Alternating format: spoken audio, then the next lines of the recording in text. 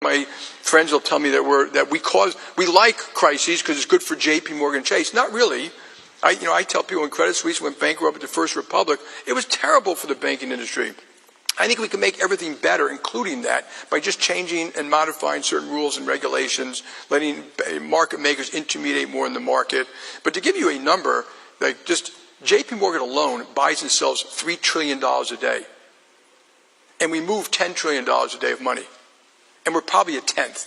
So the money moving around the world... We'll leave this at this point with a quick reminder that you can watch it in its entirety if you go to our website, cspan.org. Live now to Capitol Hill this morning, where Defense Secretary Pete Hegseth and Joint Chiefs of Staff Chair General Dan Caine are about to testify on the Pentagon's 2026 budget request. Live coverage on C-SPAN 3.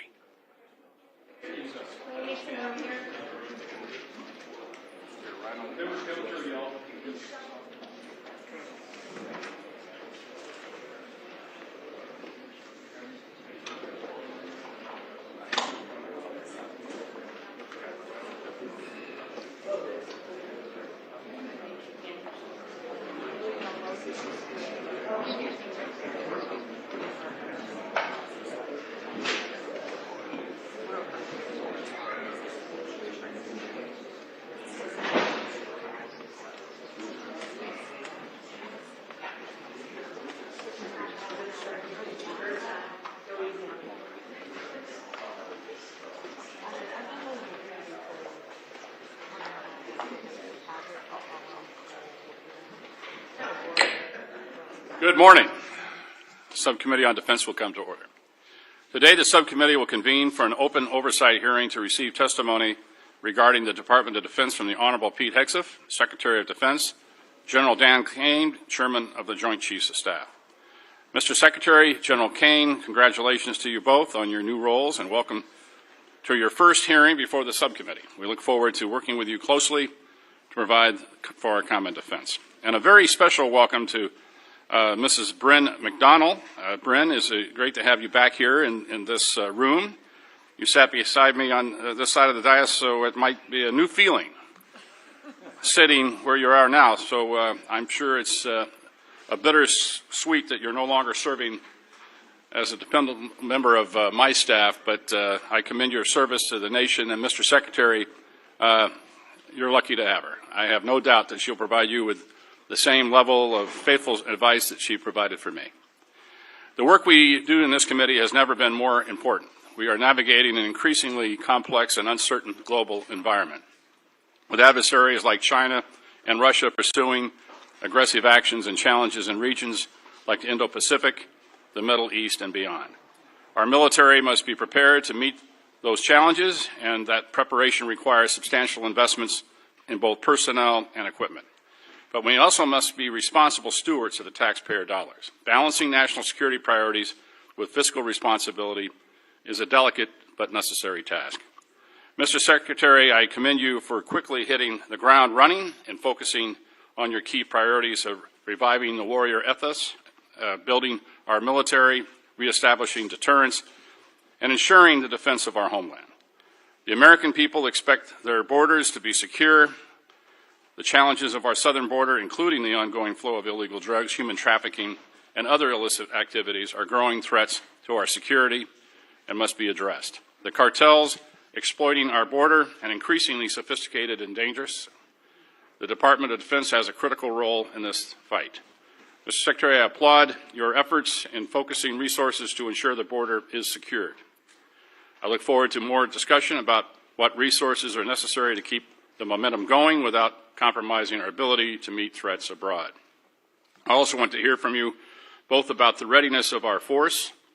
I have heard from senior military leaders and service members alike about the ongoing concerns related to the health of our force, including the need for modernization, the ability to respond quickly to emerging threats. While this committee has consistently provided funding for investments in next-generation systems, from hypersonics to autonomous platforms, we're still seeing troubling delays and cost overruns in a number of programs. We simply cannot deter near-peer competitors like China by falling short in sustaining our defense and industrial base. That is why it's critical that we continue to focus on the pace of modernization, particularly in areas like air superiority and munitions production. The committee has been steadfast in our support of entities within the department that challenges the status quo, such as DIU, the Office of Strategic Capital, and APFIT. These innovation entities are alternative pathways to deliver capability quickly to the warfighter, and I would appreciate the opportunity to work with you to bolster these activities as a way to bring disruption and competition into the department, which, in my experience, can yield better and faster results. I also want to discuss the critical importance of our partnerships and alliances. The AUKUS agreement is one of the most significant defense initiatives in recent years, with the potential to reshape the strategic landscape in the Indo-Pacific. As we pursue these initiatives, we must ensure that we are maintaining our own military capability. Our shipbuilding programs remain over budget and behind schedule and under-delivered. This is simply not acceptable, and we need to have credible, executable naval force structure plan to keep pace with threats that we face, particularly from China, while ensuring taxpayer accountability. Finally, we must always remember the men and women who wear the uniform. Far too long, we heard from too many junior enlisted service members who were struggling with basic needs. These men and women, the backbone of our armed forces, they perform the tough and often dangerous work that keeps our country safe.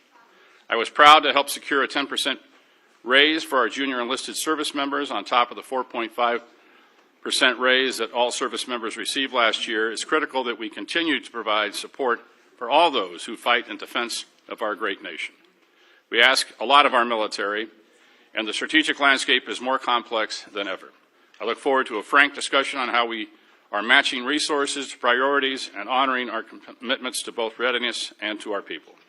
I now recognize the distinguished ranking member, Ms. McCollum, for her opening remarks. Thank you, Mr. Chairman, and I'd like to thank all of you for appearing here today.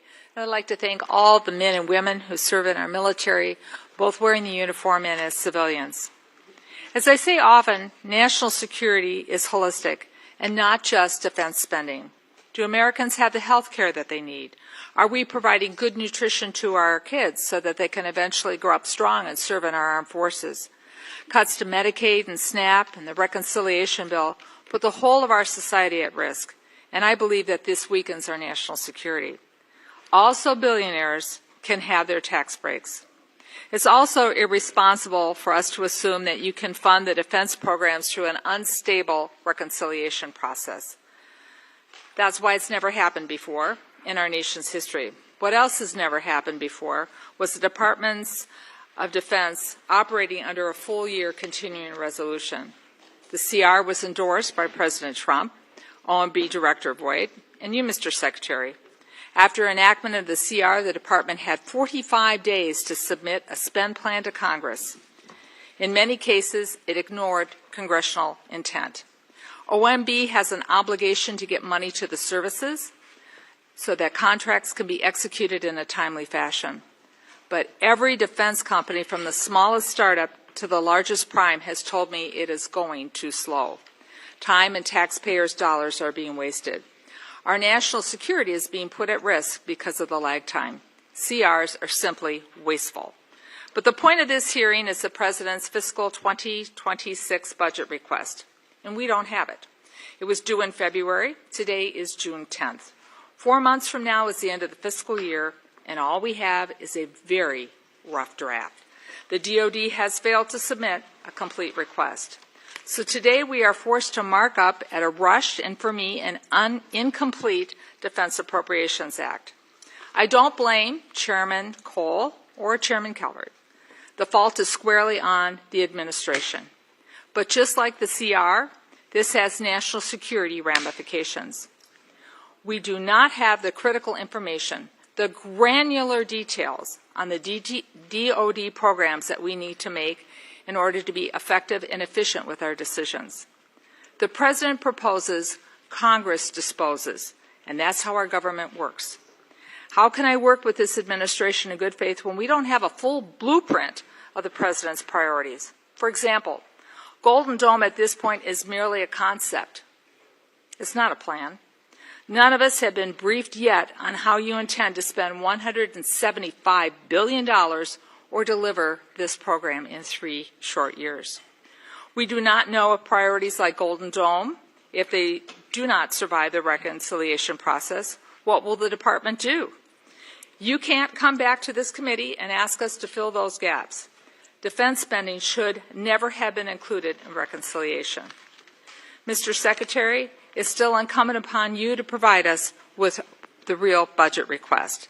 It's the only way to finish a full-year bill that will address DoD's complex issues like delays to the Virginia and Columbia-class submarine programs, the skyrocketing cost of the Sentinel program, ensuring our F-35 fighters are operational, and taking care of the quality of life issues for our service members and their families that they deserve. We also must understand the administration's approach to geopolitical concerns, like Russia's illegal invasion of Ukraine, or plans to address the military capabilities of the People's Republic of China, or adequately support our future military posture in the Arctic as the polar ice cap continues to melt. We don't know the answers because the administration has not submitted a budget. Mr. Secretary, let me close with this. There's no secret that we have some serious disagreements.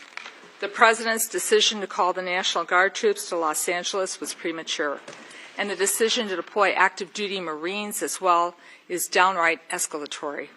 Active duty military has absolutely no role in domestic law enforcement, and they are not trained for those missions.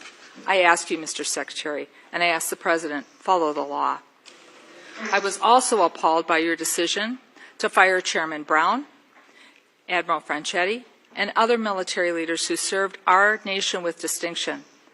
You fired them without giving a single reason why. Many Americans, myself included, have witnessed what is a deliberate effort to silence and diminish the achievements of minorities and women in the military. Their dedication, their heroism, their sacrifice on behalf of our nation deserve recognition, not erasure. As a former history teacher, I know and acknowledge uncomfortable truths about our own history. It is the only way when we recognize them that we move forward together. Since World War II, the Department has made great strides in building a military that is more reflective of the population of this nation. That should be celebrated. It should not be reversed. That's how we build a more perfect union. We build it together. But, Mr. Secretary, today I have a job to do.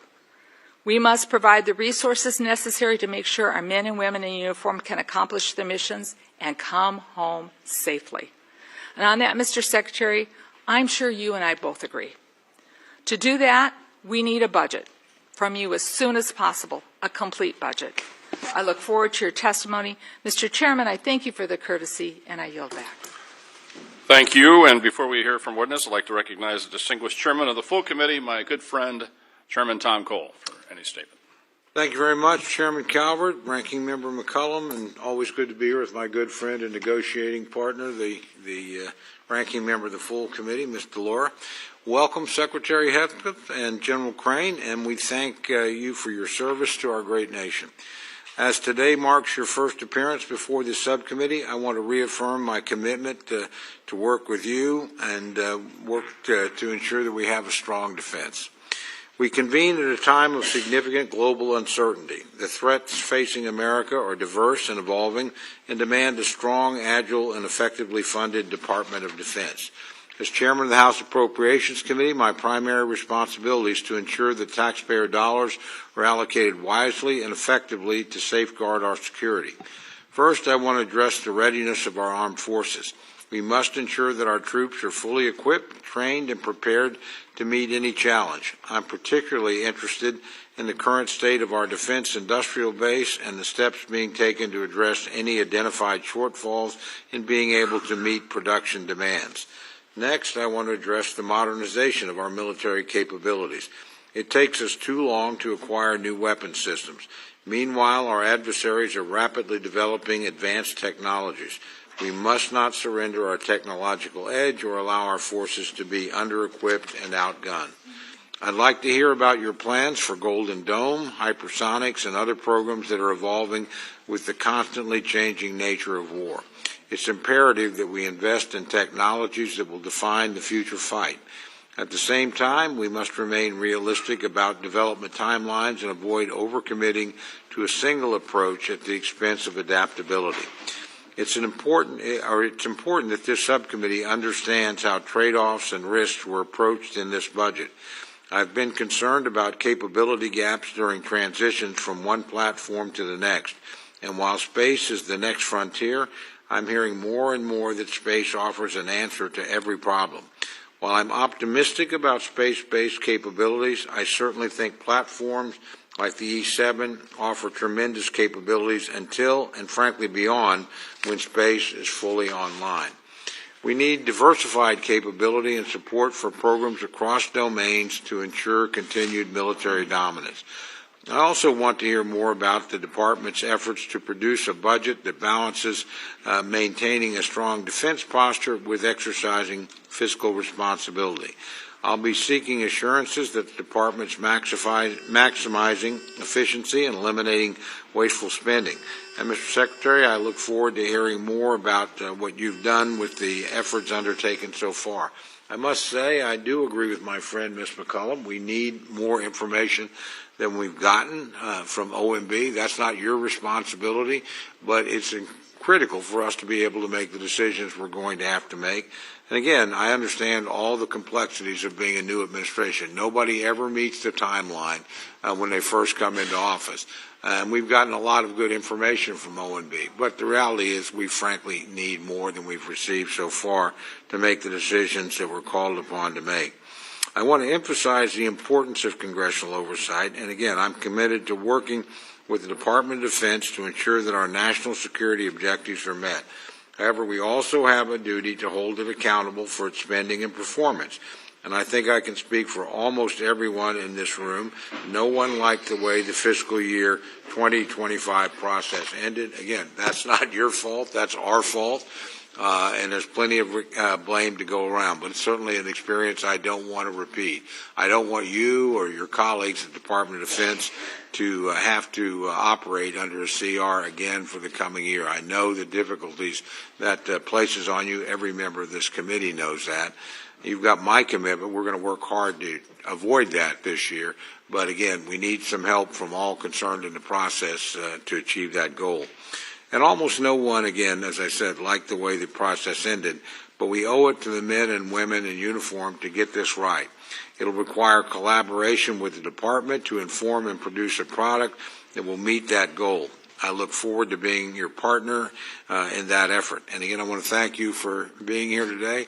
And again, I want to thank you for your extraordinary service to this country before you assumed this position. I think that's one of the reasons why we've done as well recruiting is people that are thinking about putting on the uniform of the United States have confidence in you because you've made that decision and you served this country with distinction before you ever came on this post. And leading by example is an important thing, and I want to thank you for the example you set for men and women that wear the uniform of the United States. With that, again, welcome in your first appearance, and we look forward to hearing your testimony. I yield back, Mr. Chairman. Thank you, Mr. Chairman. I'd like to now turn to the ranking member of the full committee, Ms. DeLauro, for any opening comments. Thank you so much, Chairman Calbert and Ranking Member McCollum, and always to, again, my dear friend, the chairman of the committee. We've worked together for many years in producing, I believe, bipartisan appropriations bills, and it's our attempt to be able to do that this go-round as well. Thank you for holding this oversight hearing on President Trump's Department of Defense. To our witnesses, Secretary Hegseth, Chairman Caine, Ms. McDonnell, welcome to the House of Representatives, and thank you for appearing before us today. Defense is the largest portion of our discretionary budget, yet you have still not sent this committee a complete budget request. We are in mid-June, Mr. Secretary. We are marking up a defense funding bill in a few hours, and yet we have no idea what your department actually needs. We have no details as to how you want to implement your plans. We should be discussing how you plan to get our submarine programs in order, how the Black Hawk platform will be utilized into the future, and how you plan to improve our service members and their families' quality of life. It is unacceptable for us to move forward with a defense funding bill without this information, and it is regrettable that the administration has put us in this position. If we cannot complete this process on time, we risk yet another continuing resolution, which is wasteful, inefficient, and detrimental to our military readiness. Already, your methods for funding our nation's defense programs are as unwise as they are unprecedented. You backed the first full-year continuing resolution for the Department of Defense. Particularly defense has always been opposed to moving in that direction because of the uncertainty that a continuing resolution portends for defense and for the defense industry. Now you are relying on a risky and a partisan budget reconciliation process instead of regular appropriations to fund vital programs. The appropriations process is wherein lies the power of the purse, according to the U.S. Constitution. However, this is still an essential opportunity for oversight, and the Department of Defense under your leadership is in desperate need of it. Your tenure as Secretary has been marked by endless chaos. Your first day in office, the Inspector General, whose job is to investigate waste, fraud, and abuse, was fired. Weeks later, you dismissed the Chairman of the Joint Chiefs of Staff and 5 other admirals and generals. Your careless sharing of military secrets in a non-secure signal chat, which could have placed American airmen in danger, led to the firing of former National Security Advisor Waltz. You have directly fired several of your top advisors, and the ranks of civilian staff have been decimated within key agency posts, including the Defense Health Agency and the Missile Defense Agency. Mr. Secretary, of all the cabinet departments, stability at the Department of Defense is the most critical for Americans' safety and security. Going after waste in defense and an audit among contractors long overdue, as is a fresh look at defense after what we learned in Ukraine. But that requires thoughtfulness and cooperation, not rash and reckless purges of leadership and rank-and-file staff. And firings based on political loyalty are an affront to what our Constitution and our military stands for and depends on. Meanwhile, this administration has done seemingly everything possible to alienate America on the world stage and turn our back on our allies, particularly Ukraine.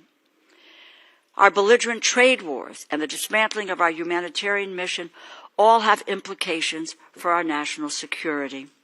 Why would anyone trust us or partner with us when we are busy undermining our allies' economies and encouraging China to fill the vacuum we are leaving by abandoning our humanitarian mission? The bags of flour that I've seen on foreign soil that say U.S. AID, U.S. product of the United States of America will be gone, and instead will be replaced by China or Russia or Iran. Conflicts around the world that President Trump promised he would resolve overnight are only escalating. While we need to focus and prepare for threats to freedom and democracy worldwide, the Department of Defense is mired in controversy and chaos. The American people expect, deserve, and demand better from their military leadership, and the lawlessness across the government must end. This administration has unlawfully dismantled agencies and stolen funding across the government to give billionaires a tax break. America's future soldiers are learning in our public schools. Our future sailors might rely on Medicaid to see a doctor. Our future airmen and women might only have a meal to eat because of SNAP or food stamps, or they may live in subsidized housing. If tomorrow's service members are worried today about having their most basic needs met, then they are being held back from their fullest potential, and that weakens our national security. National security is not just machines and munitions. It requires a whole-of-government approach, which is why this administration must provide us an acceptable and complete budget as soon as possible so we can conduct proper oversight, and why this administration must cease the lawless stealing of appropriated funds. I thank the Chair and Ranking Member, and I look forward to your testimony. I yield back. Thank the gentlelady. We'll now begin with witness testimony. Gentlemen, without objection, your full written testimony will be placed in the record. Secretary Hegseth, we can start with you for your summary of your remarks. Secretary, you recognize. Well, Chairman Calbert, Ranking Member McCollum, distinguished members of the committee, thank you for the opportunity to testify in support of President Trump's proposed fiscal year 2026 budget for the Department of Defense. I'm honored to testify today alongside General Dan Caine, Chairman of the Joint Chiefs of Staff, and Bryn McDonald, who is performing the duties of DoD's Comptroller and Chief Financial Officer. I'm also proud to represent and serve our warriors and their families. Today, as they do every day, they are keeping America safe. They're defending the homeland, they're standing up and deterring Communist China, and we're working hand in glove with allies and partners to achieve peace through strength. I'd actually like to start by thanking this committee and Congress for your bipartisan leadership to give our troops a big pay raise in 2025. This included an additional 10.5% raise for our junior enlisted service members, E1 to E4. Thank you also for supporting other initiatives that will improve quality of life for our warriors and their families. With a focus on our troops and their loved ones, I've directed additional actions that will further improve their quality of life. These include making historic investments in improving the living conditions in barracks and base housing, reforming the PCS process to reduce the cost and stress of moving, and improving the quality of care provided by the defense healthcare system. Now, the best part of my job is meeting and interacting with troops and their families. I hear their concerns. I know how it feels to face those challenges. I've been there recently. Each of these initiatives responds to feedback that I've received from the force, and I'll keep listening and looking for ways to improve their quality of life. Under President Trump's leadership, this budget puts America first and gives our warriors what they need. The $961.6 billion budget request, over $1 trillion for national security, will end 4 years of chronic underinvestment in our military. In the last 4 months, we've moved quickly to reverse course after 4 years of weakness and mismanagement. We've found nearly $30 billion in savings across the department, and we have reinvested those savings. We've killed wasteful programs, targeted bureaucratic excess, and redirected funding from Biden-era priorities to President Trump's priorities. We are re-optimizing the civilian workforce and repositioning resources to better support our warfighters. We're working with the Department of Homeland Security to increase border security. We've reduced China's malign influence in our hemisphere. We've defended freedom of navigation in the Red Sea. However, we still have a lot of work ahead of us to achieve peace through strength. To carry out the President's mission, we have 3 core priorities, as was mentioned: restore the warrior ethos, rebuild our military, and reestablish deterrence. First, we're restoring the warrior ethos. President Trump has charged me with focusing on warfighting, lethality, meritocracy, standards, and readiness. That's exactly what we're doing. We're focused on what's important: warfighting and warriors. We're sweeping away distractions and bloated bureaucracy. We've set standards that are high, equal, and unwavering. DEI is dead. We replaced it with a colorblind, gender-neutral, merit-based approach. Our force is responding positively, incredibly, to these changes. And thanks to President Trump, recruiting and retention is higher than it's been in decades at historic numbers.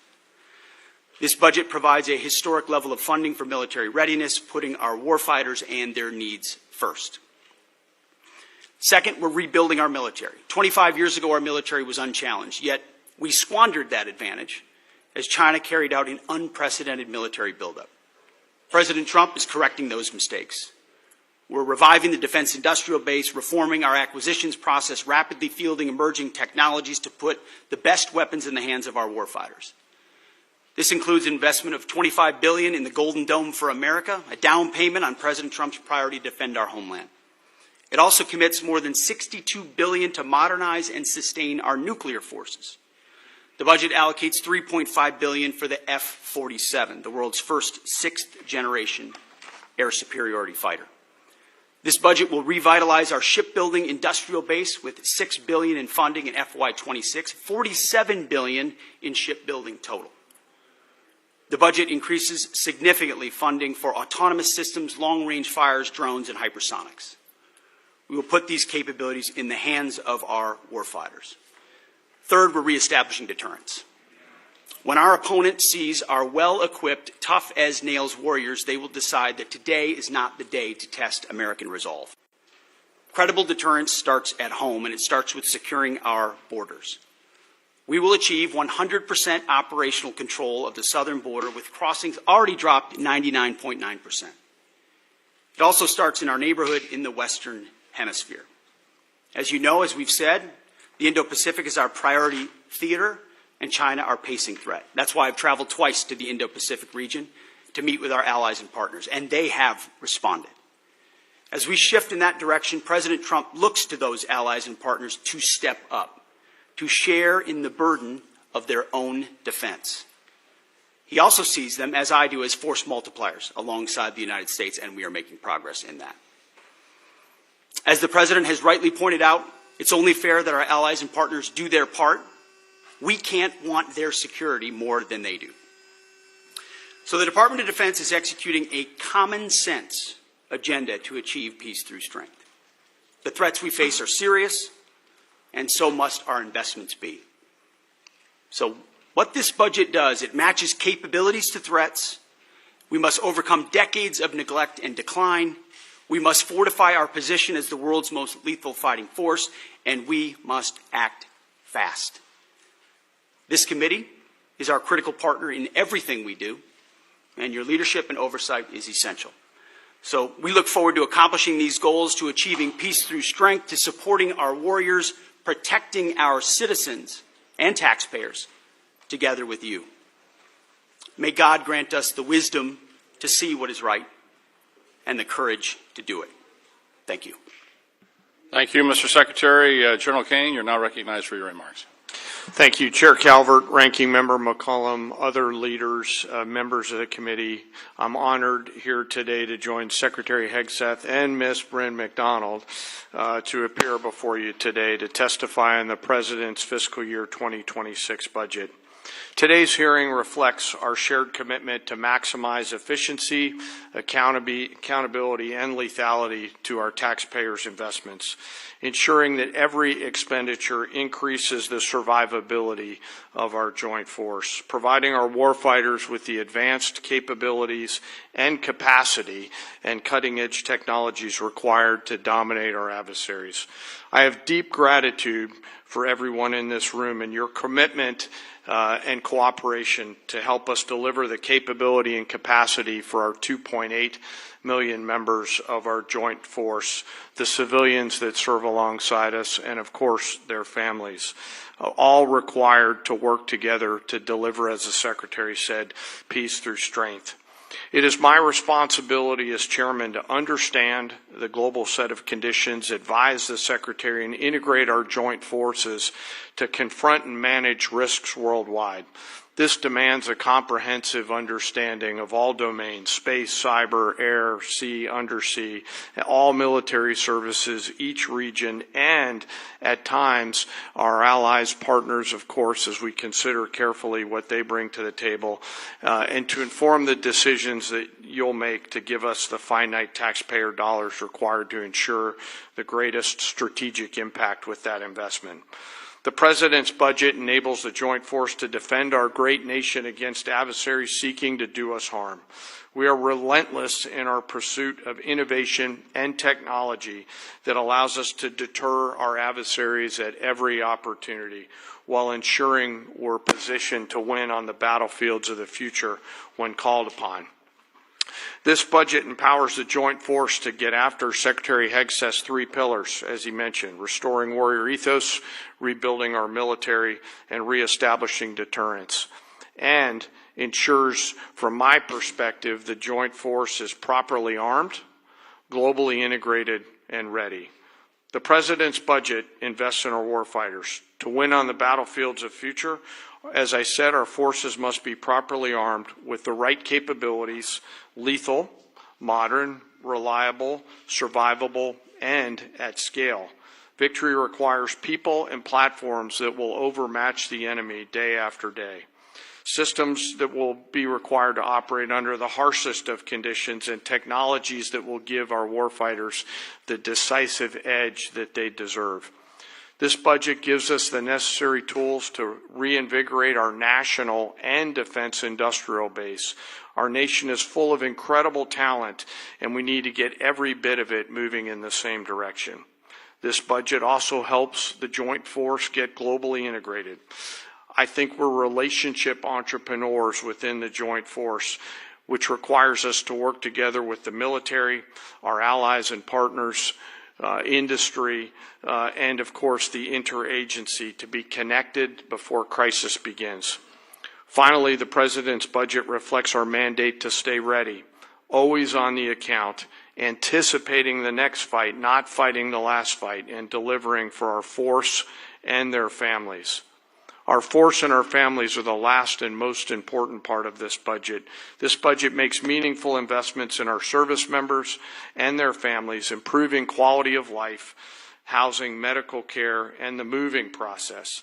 Along with our most precious asset, our people must be properly armed, integrated, and ready.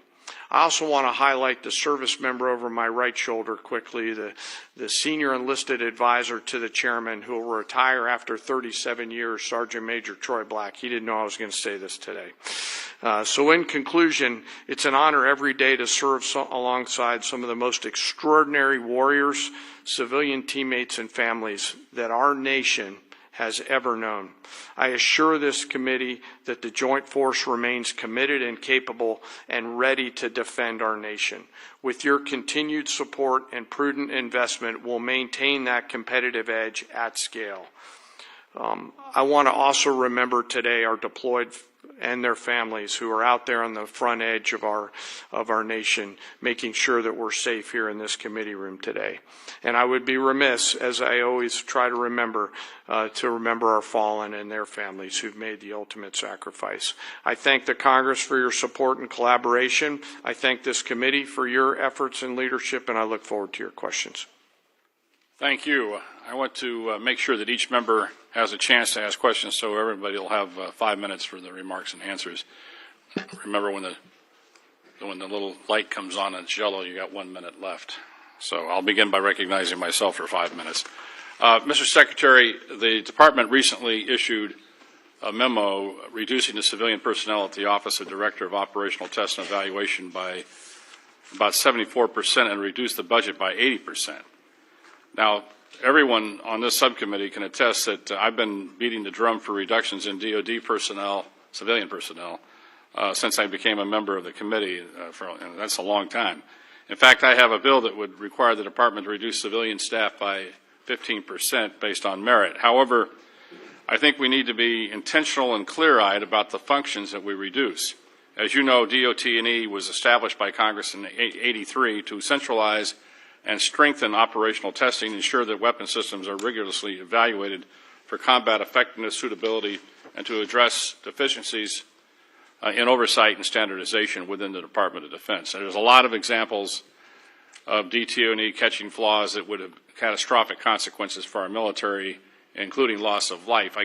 One example is the M2, M3 Bradley, which was designed to transport troops, provides fire support. The Army approved a system touting the armor, firepower, and mobility. However, when the independent testing was done, it was found out the aluminum armor was not a good idea and was susceptible to failure. And early versions caught fire and burned. And so obviously we made changes and rectified that, and the Bradley's been a valuable part of our military ever since. But we share the same goals to create a more efficient, leaner DoD, but with things like Golden Dome coming along, we want to make sure that the technologies we pick are going to work and that we fund them accordingly. So I understand the reduction is seeking to remove duplicative functions. We're not interested in delays, and I know that that's pretty high on your list. However, a layer of independent testing is, I think, important. In light of that, with the reduction, how will you ensure that the military services tasked with testing and evaluating their own programs will not revert to past behavior which showed they would approve systems in order to meet operational needs or budget timelines. So with that, Mr. Secretary, see if we can have an answer to that.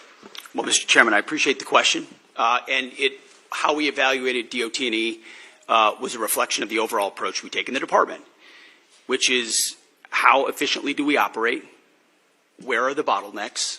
We talk about the things you talk about every single day. How do we get how do we get systems, platforms, future capabilities in the hands of warfighters as quickly as possible? And so a review led by myself, the Deputy Secretary of Defense, our friends at DOJ who've worked with us have helped us look and identify places where we might find efficiencies. Now, I work, and my hands are directly in the middle of that, to ensure that as we seek those efficiencies and reduce those redundancies, we're not doing so in a way that undermines our capabilities or safety for warfighters in the future. DOT&E, after we got rid of a lot of the really low-hanging fruit of tens of billions of contracts and things that we've reduced, that were duplicative, that were completely wasteful, that were creating PowerPoint presentations that no one was looking at, you start to look at things like DOT&E, testing and evaluation, which in a headline sounds quite significant, and it can be in many ways. But when you ask the services, you ask the joint staff, you talk to the comptroller and CAPE, and you go across the other undersecretaries, there's a universal recognition that DOT&E's mission has bloated and expanded well beyond the scope of what it was supposed to be.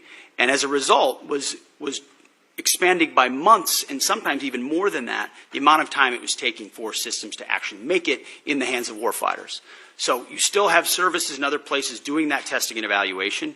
This remains in place at a right size. So we see it as a right sizing of DOT&E. So it still provides that oversight and ensures across the joint force we're recognizing the challenges, but it doesn't add unnecessary time. So we recognize why it was created. We want it to do its job, but not more than its job. And that's what we believe it's doing by reforming it. Well, thank you for that answer. Obviously, as we expect new systems, new technologies to come online quickly, we want to make sure this committee that we're funding it properly and to make sure that you can handle the volume in which you're anticipating, especially with a new technology like Golden Dome, which we still, as the ranking member pointed out, we still haven't seen a clear definition of what it is and what it's a strategic theater system, lower 48, Hawaii, Alaska, the rest of it, and how these layered systems are going to be put out there to defend the country and to make sure that we're not spending a lot of money unnecessarily. So testing and evaluation is going to be an important part of that. With that, I recognize Ms. McCollum. Thank you, Mr. Chair. Mr. Secretary, I plan to ask you some budget questions about the following: the cost of the Qatar plane, where the money from the Army's parade is coming from, or the National Guard deployments to the border, where that funding is coming from. I honor and celebrate the United States Army, but I'd like to know how much this parade is going to cost. I have sent the department letters on several occasions on this, and I'm still waiting for a response. But then something else happened this weekend, and it needs to be addressed, and that is the President's premature and escalatory decision to deploy not only the National Guard troops to Los Angeles, but active duty Marines as well. Mr. Secretary, we're both from Minnesota. I was in the Twin Cities during the riots that followed the murder of George Floyd. Tens of thousands of protesters took to the streets for days. Governor Walz made the decision to call up the Minnesota National Guard. At no point did we need the citizens of Minnesota request that the Marines be deployed. Our state and local law enforcement, along with our National Guard, who have worked on crowd control, they were more than enough. They were more than capable of handling this situation. History has proven that law enforcement and the National Guard are more than capable of handling situations more volatile than what happened this weekend. We all see the continuous loops on TV, but this looks nothing like the George Floyd protests or the Rodney King riots in Los Angeles in 1992. Mr. Secretary, this is a deeply unfair position to put our Marines in.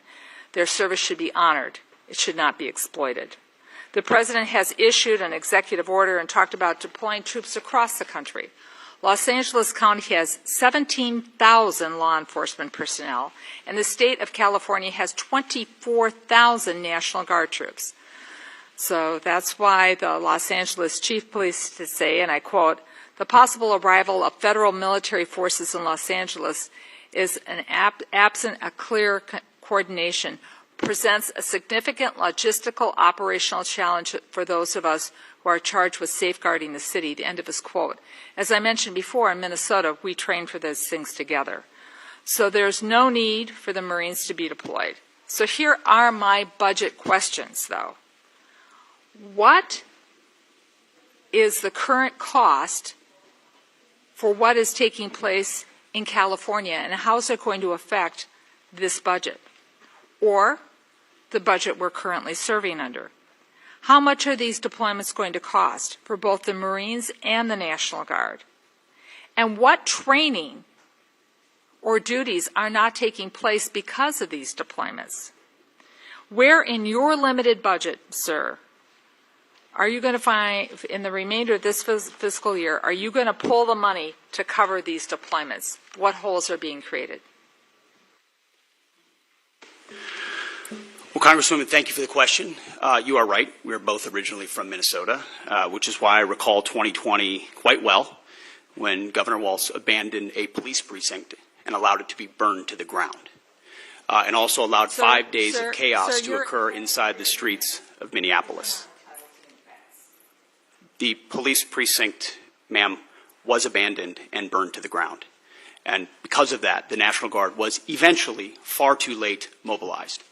And President Trump recognizes a situation like that, improperly handled by a governor, like it was by Governor Walz, if it gets out of control, is a bad situation for the citizens of any location. So in Los Angeles, we believe that ICE, which is a federal law enforcement agency, has the right to safely conduct operations in any state and any jurisdiction in the country, especially after 21 million illegals have crossed our border under the previous administration. ICE ought to be able to do its job, whether it's Minneapolis or Los Angeles. I have limited time. I asked a budget and they question. Are being, Could the Secretary please address the budget? Thank you. You asked about the situation in Los Angeles, and we believe ICE agents should be allowed to be safe in doing their operations, and we have deployed National Guard and the Marines to protect them in the execution of their duties, because we ought to be able to enforce immigration law in this country, unlike what Governor Walz did in 2020. There are 17,000 LAPD, you mentioned that. There would be 18,000 if not for the defund movement that folks like Gavin Newsom and Karen Bass have implemented. The police chief said she was overwhelmed, so we helped. If the Secretary is not going to ask the budgetary questions, I will yield back my time if the Secretary refuses to answer the budgetary questions I put before him. They're important. What training missions aren't happening? Where are you pulling the money from? And how are you planning this in the moving forward? These are budget questions that affect this committee and the decisions we're going to be making in a couple of hours. If you're not going to answer them, please let the chairman know, and I will take back my time and I will yield it back to the chairman. Mr. Secretary, I want to just let us know what accounts you're pulling the money to fund. Thankfully, unlike the previous administration, we've got a 13% increase in our defense budget, and we will have the capability to cover down on contingencies, which is something the National Guard and the Marine plan for. So we have the funding to cover down on contingencies, especially ones as important as maintaining law and order in a major American city. As far as training, all of the units on the ground have been fully trained in their capabilities of what they're executing on the ground. For budgetary, if he needs to get back to the committee with the numbers, I'd appreciate it, both current and present. I'm happy to submit them for the record. Gentleman will receive an answer to the question for the record. Gentleman from Oklahoma, Mr. Cole. Thank you very much, Mr. Chairman. Mr. Secretary, again, welcome. As I mentioned in my opening comments, I'm very concerned about retiring legacy systems. They need to be retired, no problem there, but doing it too fast and not having replacements coming online. I've got a particular concern where E3s, as my colleagues know, AWACS, there's 31 of them in the fleet, or there were. 15 have been retired since 23. They fly out of Tinker Air Force Base for the most part, which is in my district, hence my parochial, but I think legitimate interest here. Very interested in seeing, and this committee's done some important work in positioning us to acquire and field E7s. It's not a new technology. Our friends in Australia use it. Our friends in the United Kingdom use it. It's much superior to what we have. And so, again, this is one of the areas where we're concerned where we don't have the budget information from OMB we'd like. So I'm curious about what your thoughts are on the platform and replacing them. Do you have any idea about the speed and costs that you're planning to move in that particular area going forward? Well, I appreciate the question, Mr. Chairman. And priorities and decisions are what we're in the business of on the budget side, on the capability side.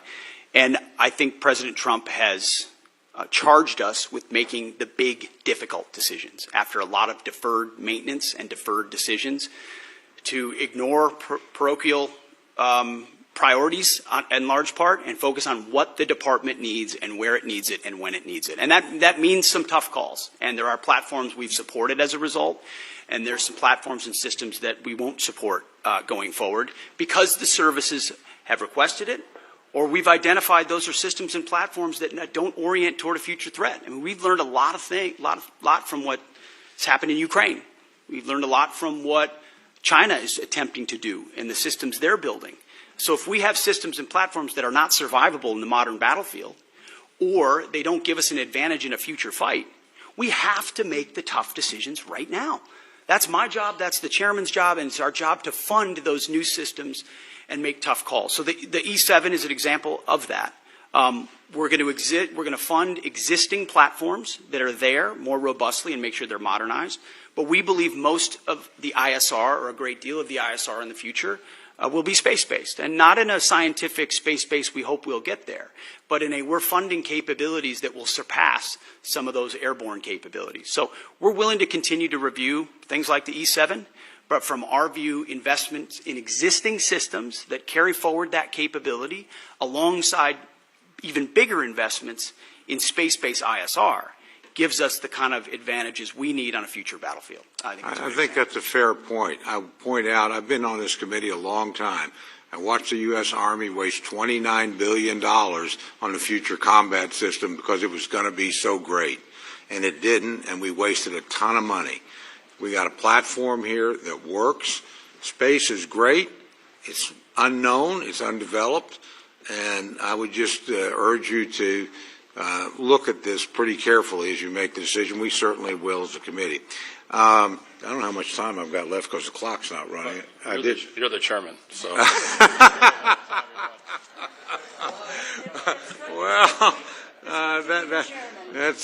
I will try and be respectful to the committee and certainly respectful to our witnesses. I have one other quick question, if I may, and I think probably a lot of members have had these concerns. Look, I'm largely very much in favor of the hiring freezes and some of the things you've done personnel-wise. So this is not a criticism, but I do hear that we have certain exempt positions like aircraft mechanics, like firefighters. We're having a problem with that. Again, Fort Sill, I got the home and the field artillery and air defense artillery as well. It's a pretty military district. Nobody's being critical, but we're having a hard time getting, these are exempt categories, those filled. Can you sort of tell me where we're at on that? Because these are mission critical people. It's a great question, sir. It's something we're paying very close attention to. In fact, we meet on it multiple times a week. It includes shipbuilding capabilities, child care centers.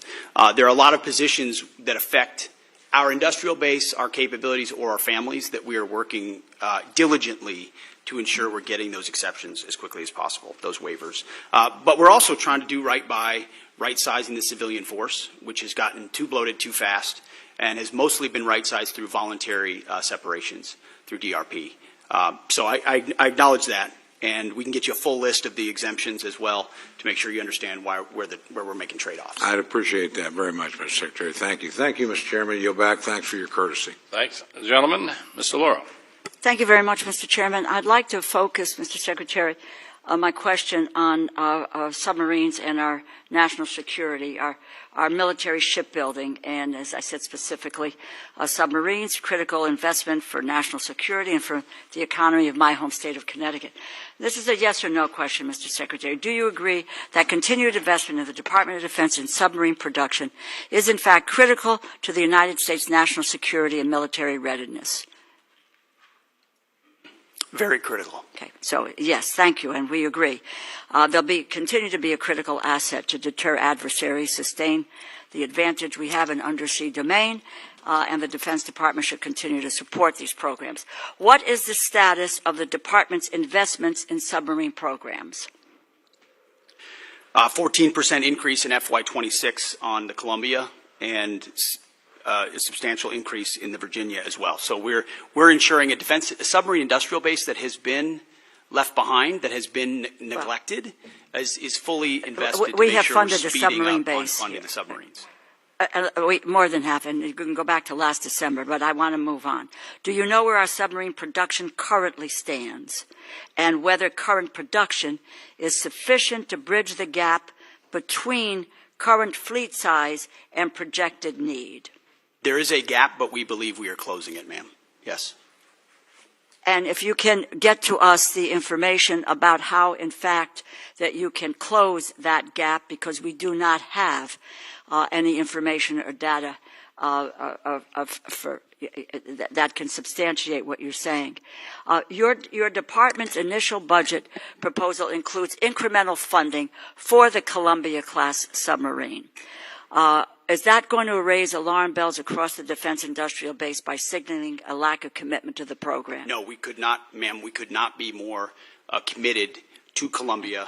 The centrality in the triad, ensuring it delivers on time, it's central to the deterrent and the base of the United States. So do you know how much of a financial hole this will create for the defense industrial base? Will there be a financial hole for the defense industrial base in 2026?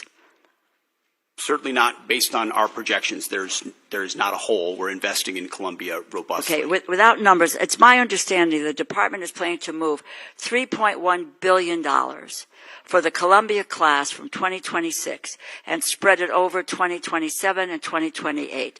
This creates a serious problem for industry in the short term and hampers shipbuilders' ability to reach an adequate production rate. Have you been in contact with Electric Boat or with Huntington Ingalls about your plans?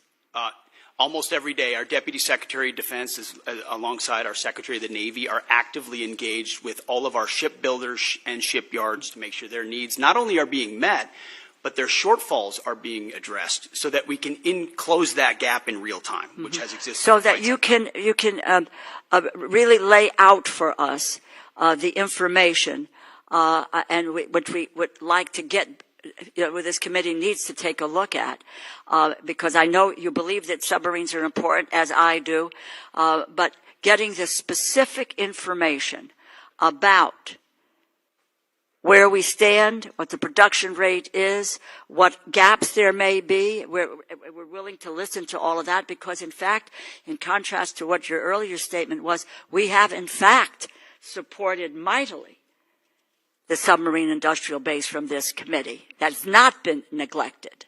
Do you have a plan for making the investments necessary to ramp up submarine production to the necessary elections? I would just tell you, as part of the December continuing resolution, Congress included $5.7 billion for the department to put on contract for 2 additional Block 4 and 1 Block 5 Virginia-class submarines. The Navy advised members that these funds were required to be placed on contract by February of 2025, yet the department did not put funding for the 2 additional Block 4 boats on contract until April 30th. So do we have a plan, do you have a plan for making the necessary investments to ramp up submarine production to the necessary levels?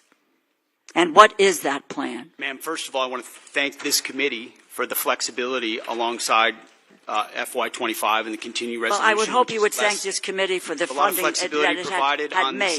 We have made a serious investment So your first statement is inaccurate.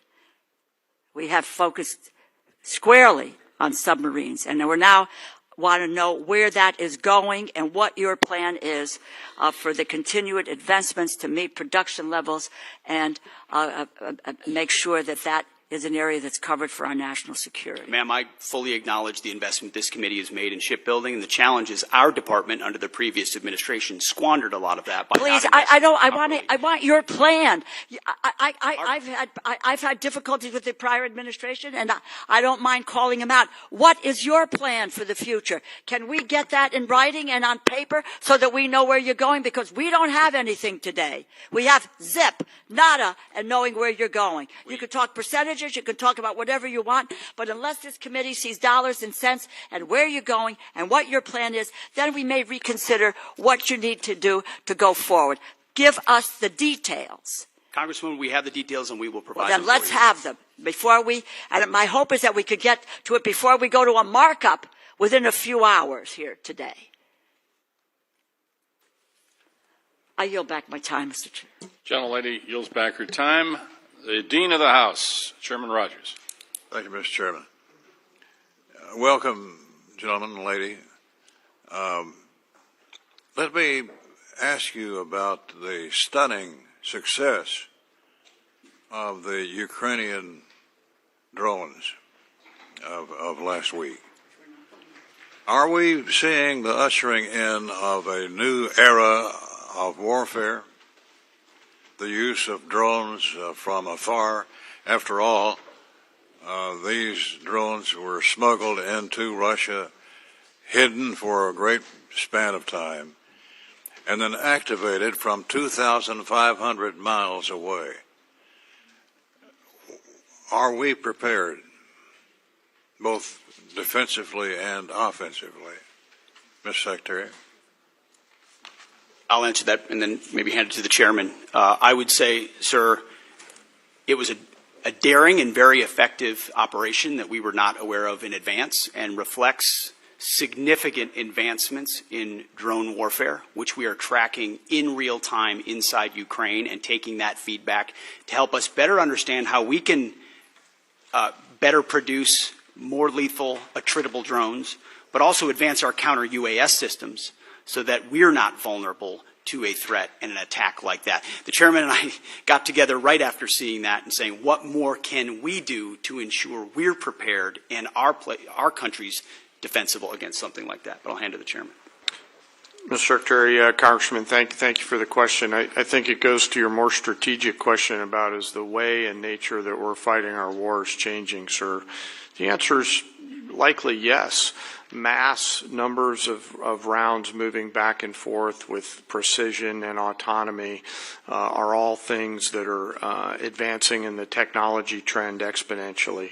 One of the things that I've talked with some of the leaders of this community and committee about are buying capabilities along the technology curve or ahead of it. And so I do think it was a bold move, and it represents a new and different way of fighting wars as we've seen over the past few years in that particular fight, sir. What do we need to do to protect ourselves from a similar type of raid by an adversary?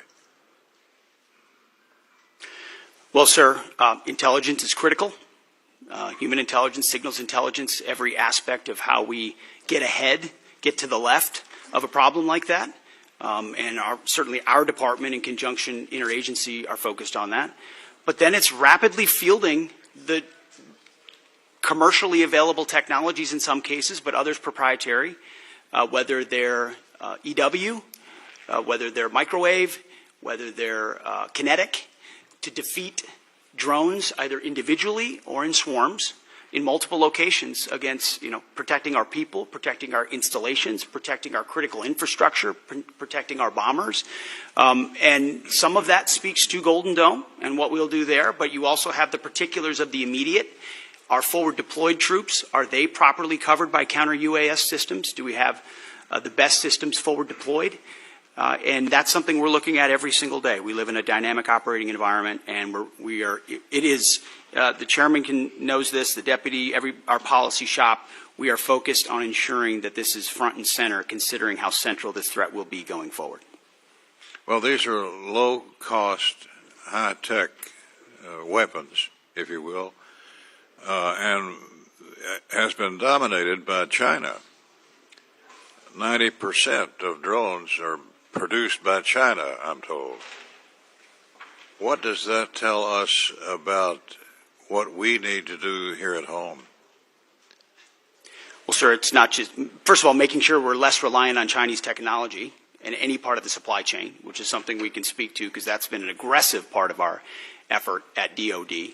But also recognizing it's not just China. Of course, Iran invests substantially in drone capabilities. And then learning a lot from partners on our side, like the Ukrainians who have developed systems and fielding that quickly. So commercially available, attritable, that we can produce at home is important to us.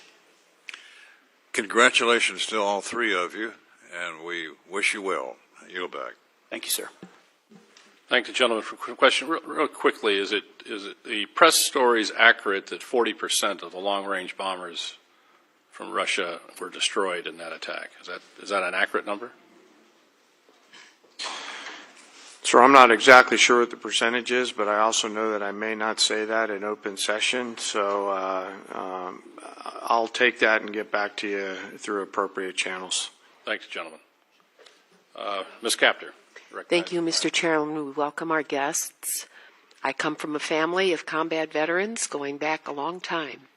And my comment is the use of certain words and what they imply. When I hear warrior ethos, and I hear it a lot from you, Mr. Secretary, I'm concerned. All the soldiers in our family, all of whom fought and received medals for their combat service, call themselves soldiers. Marines are trained to kill.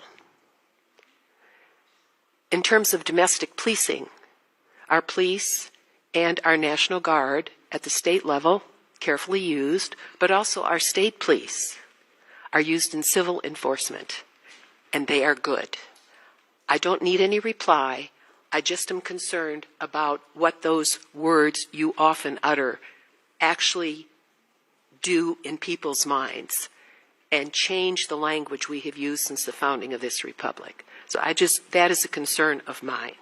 I wanted to go to the General and Chairman, if I could. We've heard a lot this morning about defense industrial base.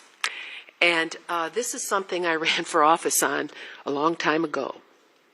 We have not made significant progress as a country in this regard. And the places that made things, whether they were machine tools, whether it was composite materials, were left behind. It's one of the reasons for the division in our society. So I am very interested in knowing what specifically and in which accounts, and I hope you can get this back to us within a week and a half, you are going to focus on in order to inject additional resources in the defense industrial base of this country. What will that look like? We are just successful now in helping steel to revive and some of our composite metals. 40 years ago, I wrote a title to the defense bill dealing with strategic metals. Nobody at Department of Defense cared, okay? So I'm interested in which accounts, if you could kindly get back to me on that, and when you say defense industrial base, budget-wise, in which accounts, what does that mean? All right, I don't expect you to answer it now. Can you tell me when you might get that information back to us? Well, ma'am, you just said a week and a half, so I know the awesome humans behind me are scribbling madly to come back to that. Can I just make a quick comment? You know, I happen to be a lucky guy that served in the private sector for a while, and I ran a machine shop in Texas along with a metal finishing business. So when we talk about defense industrial base, I broaden that out to really the national industrial base. There are certain components that are are made in the defense side, but as you articulate, ma'am, many others are made in the small machine shops out around this entire nation. When I talk about mobilizing our nation, I think of that national, not just defense industrial base. What do we have to do to create greater capacity all the way down the chain to include jobs at the local level for those people that build quality parts and deliver on time with shorter lead time and lower cost? And so I have great empathy for what you're talking about, and we'll get back to you just as soon as we can. Yes, and General and Secretary, going back to the drone attack in Ukraine, a country that was invaded by the Russian dictatorship, starting in 2014. They've been at war for a decade, more than a decade. What they've done with drones is astounding. It's going to change warfare. One of my questions is, what are you doing to establish relations with Ukraine and not turn your back on them as an administration and help them win, help liberty win? This has implications way beyond the boundaries of Ukraine. Russia's got 11 time zones. I mean, this is the most important test of liberty for our NATO alliance in my lifetime, and we better help win. And that involves moving forward faster on drone technology. I'm very worried about our air bases where we have secure assets. Mr. Secretary, can we defend them today if they were to have a similar attack? We're certainly very focused on that, ma'am. And we're learning every day from Ukraine. I think we would need to clarify what win means. This president is committed to peace. He's committed to stopping the killing. And he was not in office when it started in 2014. There were no additional incursions in his first term. And then under the previous administration, Vladimir Putin sought to take Ukraine. We're committed. This administration is committed to peace, to stopping the killing, and we think that serves. Did you just American leave interests. Ukraine, Mr. Secretary? Did you just leave Ukraine? Young lady's time has expired, but if you can get I did back not leave to Ukraine. us on that. Have you visited Ukraine? No, ma'am. My first trip No. there, sir, was 1973. I yield Time back. has expired. Mr. Carter, you're recognized for 5 minutes.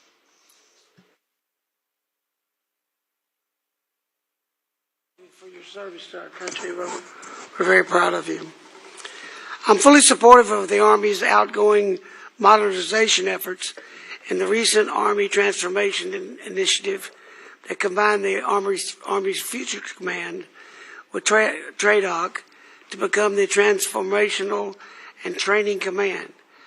How are you both going to create a partnership between the Assistant Secretary of the Army for Acquisition, Logistics, and Technology, and this new command to ensure the acquisition authorities are modernized and synchronized to achieve the maximum lethality and deterrence? I'll take that. Maybe I'll hand it to you, Mr. Chairman, as well. We are very encouraged and supportive of the Army's transformation initiative. General George has been critical to that, as has the Secretary of the Army, Dan Driscoll. And together, it's been a heck of a partnership in a willingness to get at the core issues facing today's Army and ensuring it is reformed and modernized to meet the threats of the future. One of those aspects is merging those commands. And I can tell you, whether it's the warrior ethos or lethality, that is central to why we make decisions, ensuring that we're not making decisions on behalf of bureaucrats or process, but to ensure we're getting the most lethal aspects of what we do front and forward as quickly as possible. And that involves things like Futures Command and TRADOC. And when you merge those things, you have to make sure you're getting rid of things that are redundant and pushing forward things that matter the most. But I'll defer to the chairman. Well, I've shared that commitment completely, and I share this transformation. What do you see as the fundamental capabilities of this command must develop to ensure that we have the lethality and deterrence necessary to succeed in Indo-PACOM? That's where the future is. Sure, I'll first echo the Secretary's respect and appreciation for Secretary Driscoll and General George. They are a team, And that's always great to see from a warfighter's perspective when you have such a nested combat pair, if you will, that are driving at the same set of objectives. I think there's clarity, Congressman, in the minds of both the Secretary and the Chief on the need for things like long-range fires in the Pacific. And in order to pay for those, they're making those difficult decisions down the Army Transformation Initiative in order to pay for them.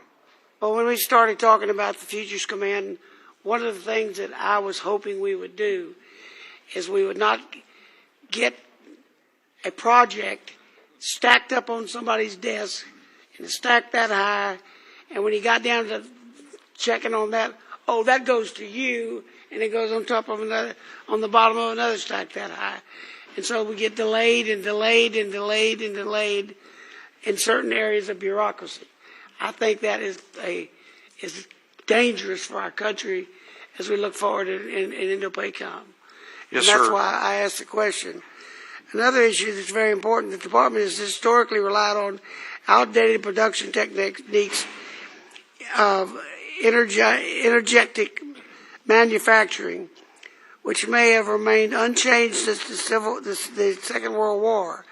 How is the Department ensuring that investment in next-generation energetics manufacturing, such as AI, machine learning capabilities, and enabling and assurance of quality assurance, robotic-driven load, assembly, and pack, and automated formation processes, a prioritize and transition out research and development that is capable of producing these pathways. In other words, a modern way to load and turn out ammunition in the simplest terms. We're robustly funding things like DIU, like SCO, like the Office of Strategic Capital, to ensure that commercially available options, other companies are able to compete that traditionally are not involved in procurement at the Defense Department, so that the valley of death is eliminated, and you're able to bring in actual competition and dynamic solutions. Otherwise, ammunition is a great example. It's very antiquated in many cases. We're still making rounds the way we made them after World War II. You have to project out what you want to make, send that signal to industry, and then allow innovators to enter that space so they can bring new technology and rapidly field those new technologies. Otherwise, you're stuck doing it the same way you've always done it. Sure, I was going to add some, but I'll hold off if you're going to roll. If you can get a written response to the Yes, sir. gentleman from Texas on that. That's a concern to all of ours, is to modernize our manufacturing capability for we can get back manufacturing to the United States. Well, Mr. Cuellar, you're recognized. Thank you, Mr. Chairman. Mr. Secretary, and all three of you all, welcome and thank you for your service. I represent an area from San Antonio all the way to Laredo, the border. In San Antonio, we got Joint Base San Antonio, the largest joint base in the Department of Defense that contributes over $151 billion to the Texas economy. We support 266 mission partners. San Antonio also has the second largest cyber footprint in the nation, hosting the 16th Air Force cyber. And then, of course, the military facilities that are the best in the country also. Along with that, going down to Laredo, the largest port in the country, 9th largest in the world after 8 Chinese ports. Number 9 in the world is Laredo. And my question, Mr. Secretary, has to do with one of your plans, and ask you to, welcome you to San Antonio, let the San Antonio folks come in. It has to do with Army, U.S. Army North and U.S. Army South. I'm not going to go with their missions or critical mission, but what concerns us in San Antonio, both the Democrats and Republican members of Congress and senators, we're concerned that, in setting up a Western Hemisphere command, which I think it's a good idea, that you move it away from a place like San Antonio, where, we have the infrastructure, the personnel, the community partnerships to work with you on this. And I say this because I think your testimony has about 11,900 troops that are down there working with the Homeland, which I support. And keeping in mind what's happening with the cartels in Mexico and other places, I would ask you to, when you look at this Western Hemisphere Command, that you don't move it 1,500 miles away from the border, especially in a place like San Antonio. I think we got a few Texans here that can talk about the rest of the state of Texas, and some wannabe Texans also that can talk about what the facilities we have. But I would ask you to, as you consider this, to keep the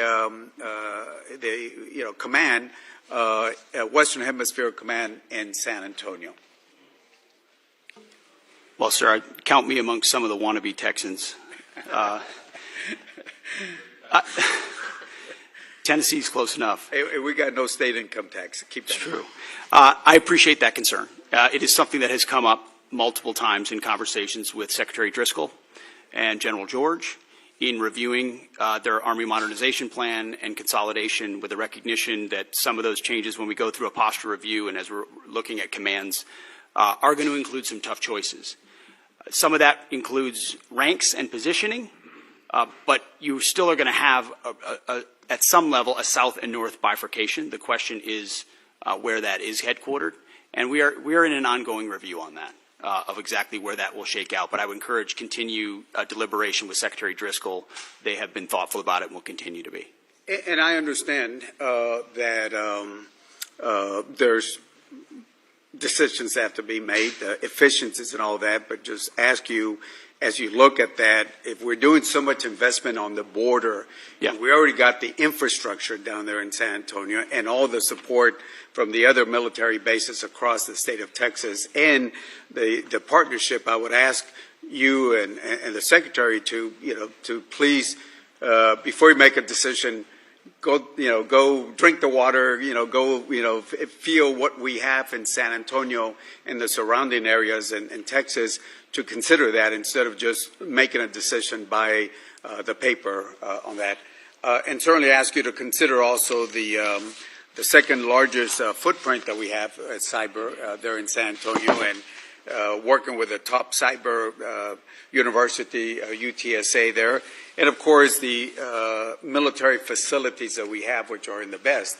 And certainly during the Afghanistan and Iraq war, that area was looked. So I just ask that before any decisions we'll make, consider making a trip to San Antonio and have your folks understand. And I know some of you have been in Texas before, and would ask you to look at that. So with that, Mr. Secretary, and all of y'all, thank you for your service.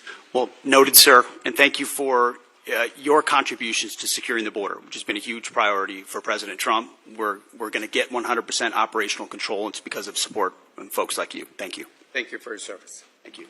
Thank you, gentlemen. Chairman Womack. Thank you, Mr. Chairman, and my thanks to the to our witnesses here today. Secretary Hegseth, General Caine, thank you from the bottom of my heart and on behalf of this committee for your service to our nation. Obviously, we face a number of challenges and pacing threats across the globe in all domains, and we have to ensure that the joint force is ready to fight and win our nation's wars. So let me begin with General Caine.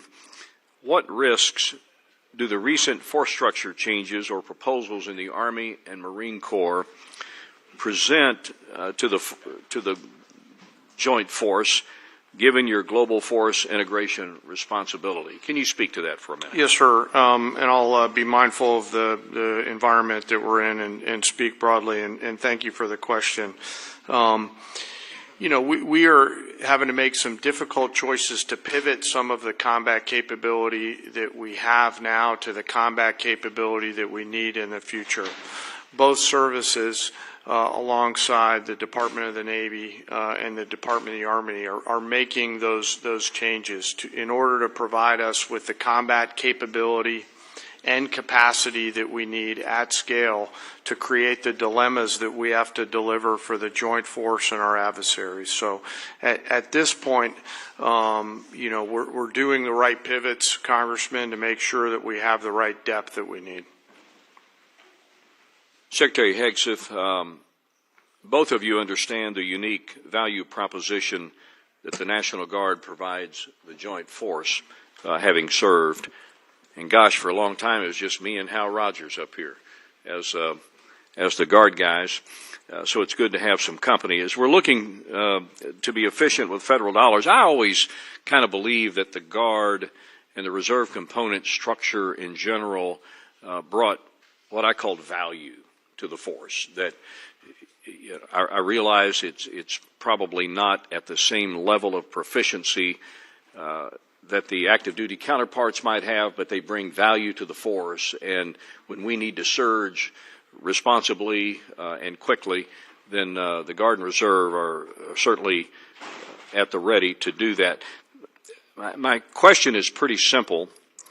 Can you both commit to ensuring that the National Guard component is resourced and equipped properly to meet not only today's operational demands, but those in the future? And I ask this question having had experience back in the day when the National Guard was more or less a reserve force, and it was only after 9/11 that we began to use the National Guard in a truly operational form. And I thought it did a lot of great things for the Guard. I thought it brought value to the force, and I worry sometimes that we may, pivot back to the time when the National Guard is relegated to more of a reserve structure rather than able to surge with our forces in a moment's need and be able to deliver combat capability and combat service support capability when needed. Can you speak to that, Secretary? Sir, I think it's an excellent point. It does, the National Guard and Reserve bring great value, not to mention the civilian skills, the additive civilian skills that they bring. Completely recognize the shift that happened after 9/11. I was a part of that, as were many people in the Guard of our generation. I think we're entering an even another phase, especially under President Trump with his focus on the homeland, where the National Guard and Reserves become a critical component of how we secure that homeland and apply those civilian sets across the spectrum. So when you're looking at, say, the Army, for example, what we need in the active Army vis-a-vis the National Guard will not be a reflection of what we need or don't need. It will be a right sizing of where that particular application would be best used. And the National Guard is a huge component of how we see the future, sir. General Caine. Sir, the policy makers tell us what size our force should be. What I will commit to you, and by the way, thank you both for your service in the Guard. As a fellow Guardsman, you're legendary in those hallways. What I will commit to you is that I'll make sure that the voice of the Guard is heard at the policy level, pursuant to my job as a chairman. I yield, Mr. Chairman. I thank the gentleman. Mr. Case. Thank you, Chair. Mr. Secretary, at the Shangri-La Dialogue in your speech of May 31st, you stated, and I quote, "Here in the Indo-Pacific, our futures are bound together. The prosperity and security of the Indo-Pacific are linked to those of your people." You went on to talk about the benefits from the, quote, "peace and stability that comes with a lasting and strong American presence here in the Indo-Pacific," end quote. Do you believe that the only way to achieve our contributions to peace and security and stability in the Indo-Pacific is through military strength alone?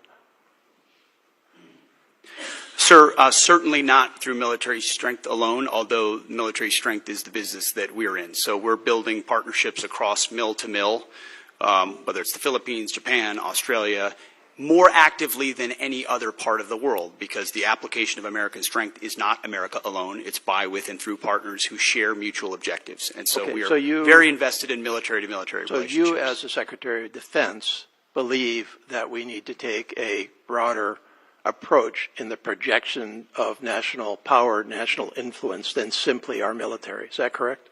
Well, sir, that's not my job. My job is the military application. So yes, others will determine the broader spectrum of that, but it's always useful to have other applications of power as well. But how others actually do that does impact your job in running our military, right? I mean, your military operations, your military presence, your mill-to-mill relationships that I agree are important are all going to be impacted by our non-military projection of power, influence, and assistance throughout the Indo-Pacific. Is that correct? I would just say that from my 2 recent visits to that region, meeting with many of those ministers of defense multiple times, their focus is what capabilities can we share together, interoperability and capabilities that establish deterrence, because the most important message America can still send, and they can still send, is hard power capabilities. What can we project? Where can we project it? As the chairman said, what dilemmas can we create? That's the business that we're in. And so we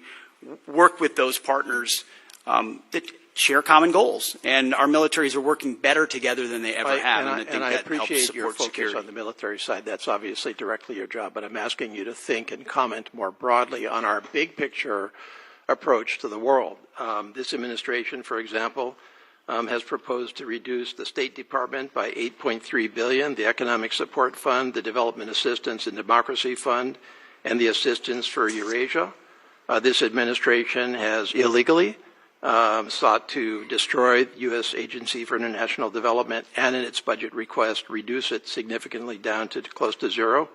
This administration has proposed to reduce the international narcotics control and law enforcement effort by $1.2 billion. This administration has proposed to eliminate the Millennium Challenge Corporation, or not eliminate it, but reduce it by $1 billion, a significant reduction. One of our principal agencies that assists us with meeting the needs of the Indo-Pacific in the infrastructure area, and what I think you would agree are key strategic countries such as Indonesia, such as Kiribati, such as the Philippines, such as the Solomon Islands. This administration has proposed to reduce international organization contributions by 83%.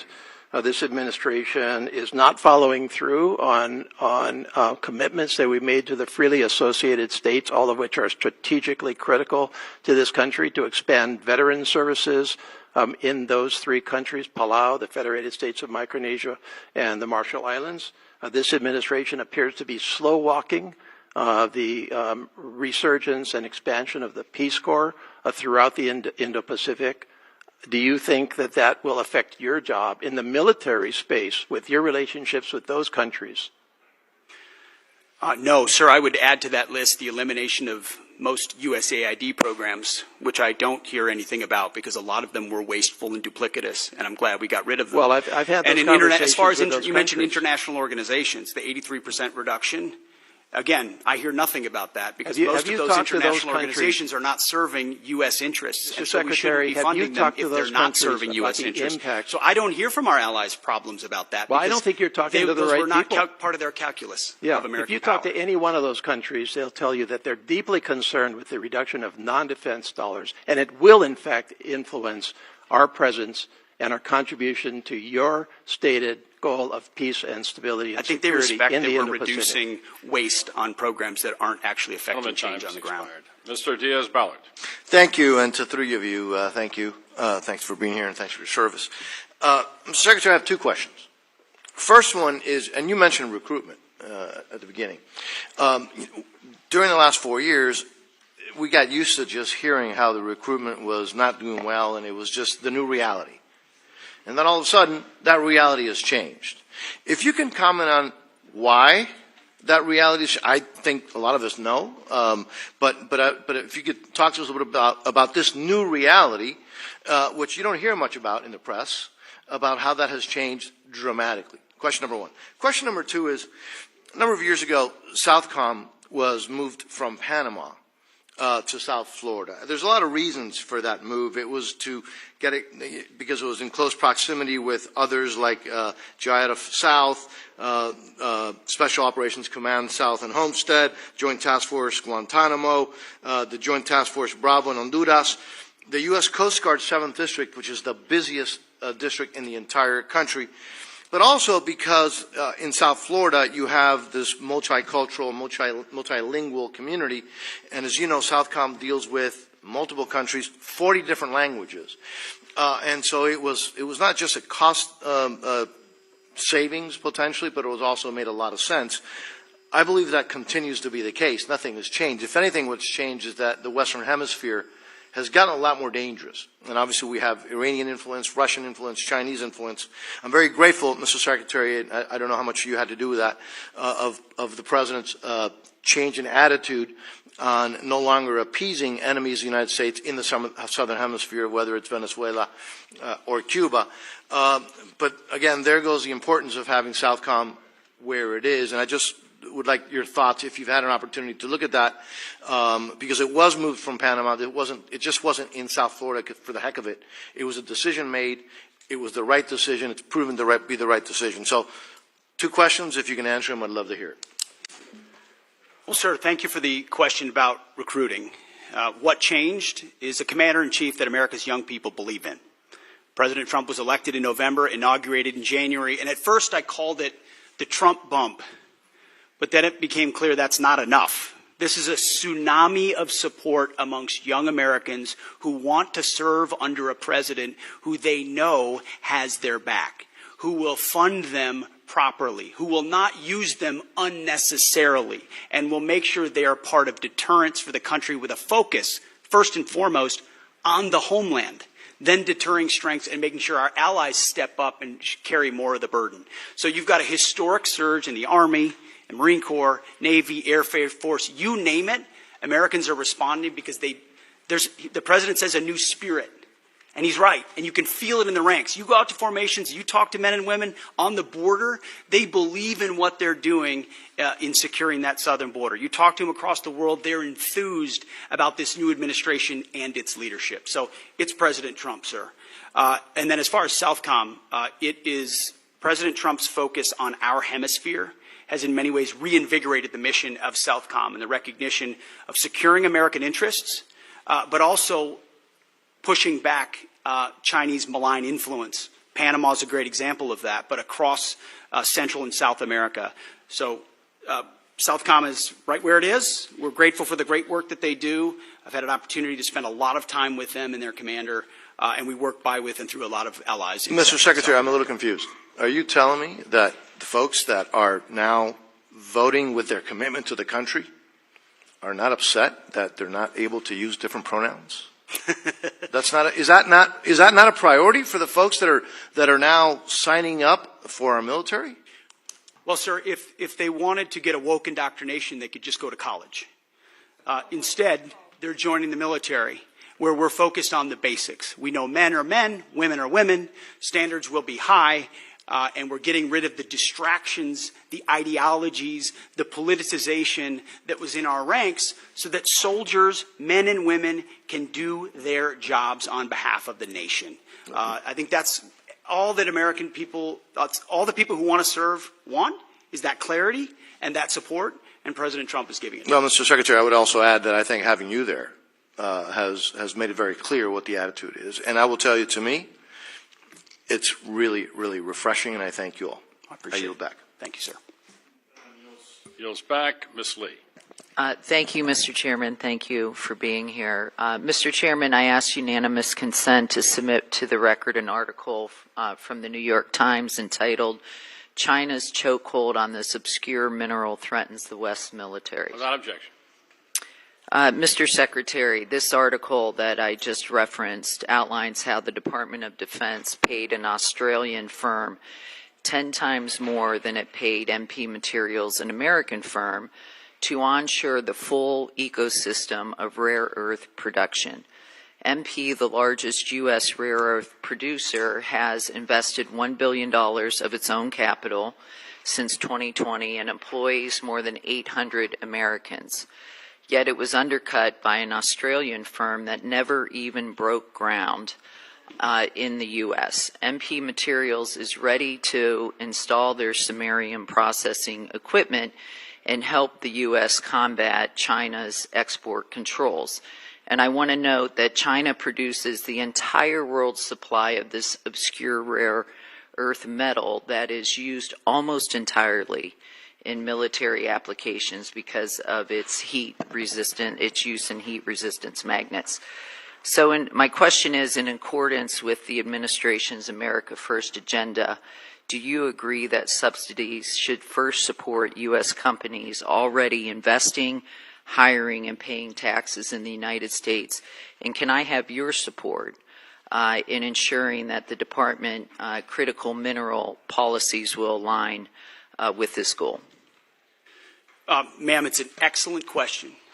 It's something we have been very focused on. In fact, my Deputy Secretary, it is his number one, is ensuring that sourcing of critical minerals, whether they're heavy or light rare earths, are sourced reliably in America first, and if not, then amongst allies. I won't reveal or talk about more than that in a setting like this, because we have reserves and we have capabilities, but at the same time, we have to aggressively work. And MP Materials, Mountain Pass, is a great example of a place where we can partner with industry. But what does China do? You know this. China undercuts the market intentionally to try to corner the market, and we have to account for that in the way that, in the things that we support. So the answer is yes, I can have your support. Thank you. I also want to turn now to the collaborative combat aircraft. I represent Las Vegas, Nevada, so we're very excited that the department will base the CCA unit at Creech Air Force Base, which is the center of excellence in uncrewed aircraft systems. And I want to make sure that the department has the resources they need to make this program a success. Last year, the Air Force had to shift $383 million to the CCA program, plussing it up by 60%. Can you assure me that your budget request will fully fund the CCA program this year? Ma'am, it does fully fund the CCA, and we believe in the collaborative combat aircraft, the loyal wingman concept, this idea that you project power more robustly through autonomous, semi-autonomous systems that that amplify our lethal effect. So yes. Thank you. Great. Can you give me an update on the first flight and the production decision for Increment 1, and are we on track for the flight? When will it be? And finally, when do you anticipate the production decision this fiscal year? What quantity of aircraft will we procure? How many vendors will you award? And what factors are you considering? Brent, feel free to chime in. You're talking about the CCA still, yes. Correct? My understanding is later this year on the flight. Do you know a date? As far as I don't know the exact date, ma'am, but Bryn, you might know. Yes, ma'am. We can get back to you on the specific date. It should be this fiscal year. And for our budget request, it's $804 million for the collaborative combat aircraft. Great. Thank you.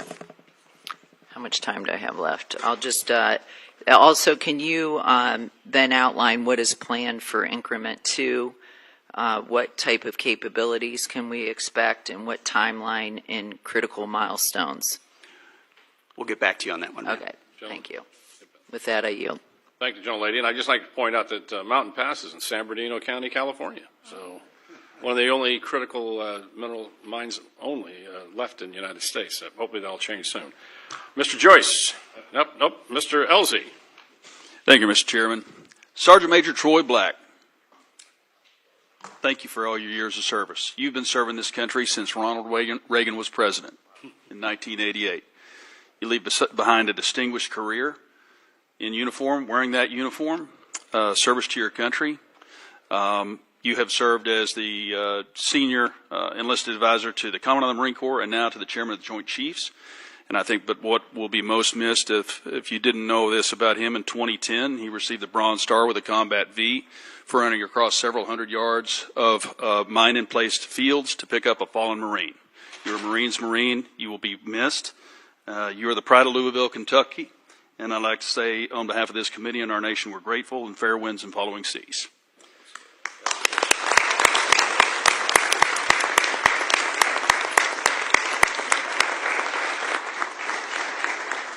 Secretary Hegseth and General Caine and Ms. McDonald, glad you're here. I'm personally grateful for your service to our country and for sharing your valuable time with us today. Raising you bring a non-traditional perspective to your tenure as chairman, having been a guardsman and an entrepreneur. Thank you for saying yes once again when called to serve, and also distinguished Flying Cross and 2 Bronze Stars. You didn't get that by sitting behind a desk. You were a fighter pilot's fighter pilot. You helped the plan to bring down Scuds in 2003. So thank you for your service. And Mr. Secretary, I want to salute you for your leadership and action-oriented approach at the Pentagon. You've created a sense of urgency that General Caine refers to in his testimony, and back to the issue of what we're not talking about today, and it's recruitment. Because in this family business, all volunteer force of ours, parents and their children who want to serve our country are now no longer afraid to sign up for fear of them being misused or not having their merit being rewarded appropriately. So thank you. You've also highlighted our service academies in that effort. Mr. Womack and I both serve on the boards of visitors at West Point and the Naval Academy, so thank you. I also appreciate your guidance on using commercial solutions in acquisition and on reducing the inflation that we have seen in the numbers of flag and general officers. And I think we can make the Pentagon a triangle pretty quick. There are more Navy admirals in the various systems commands than there are in the fleet. That's too many flags in D.C. and not enough at the waterfront or on the flight line. But speaking of acquisition, I want to turn to the plans of a sixth-generation fighter. General Caine, in his prepared statement, states that the F-47 will continue to ensure U.S. air dominance for decades. I'm a fervent supporter of not only F-47, but whatever the FAXX is going to turn out to be. And I want to make that clear to everyone listening. Our Navy, our Joint Force, and our future combatant commanders need the Navy's sixth-generation fighter, the FAXX. Relying only on the Air Force's sixth-generation fighter does not solve our air superiority challenge, because whether they're coming from Guam or Diego Garcia, the DIMPs are already set and the missiles are already guided. It's a non-moving target. An aircraft carrier moves its DIMP every 30 seconds. So we can't do either of those with only the Air Force's plan by. So we either want to win or we don't, and I know we want to win.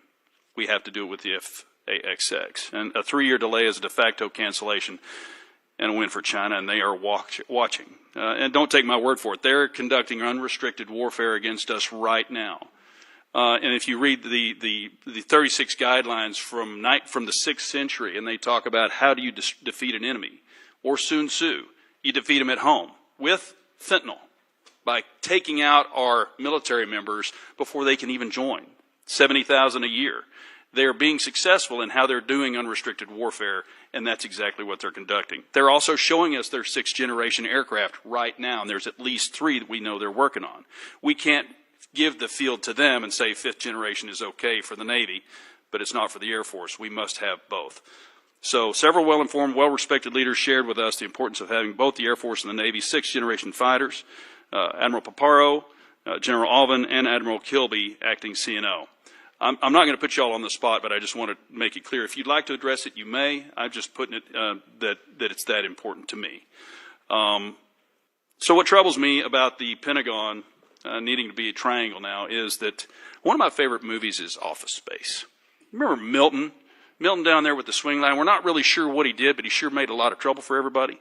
I think we have a lot of Miltons in the systems commands and down there in the Pentagon, maybe at Cape, who are telling you that we can't do something when we absolutely can.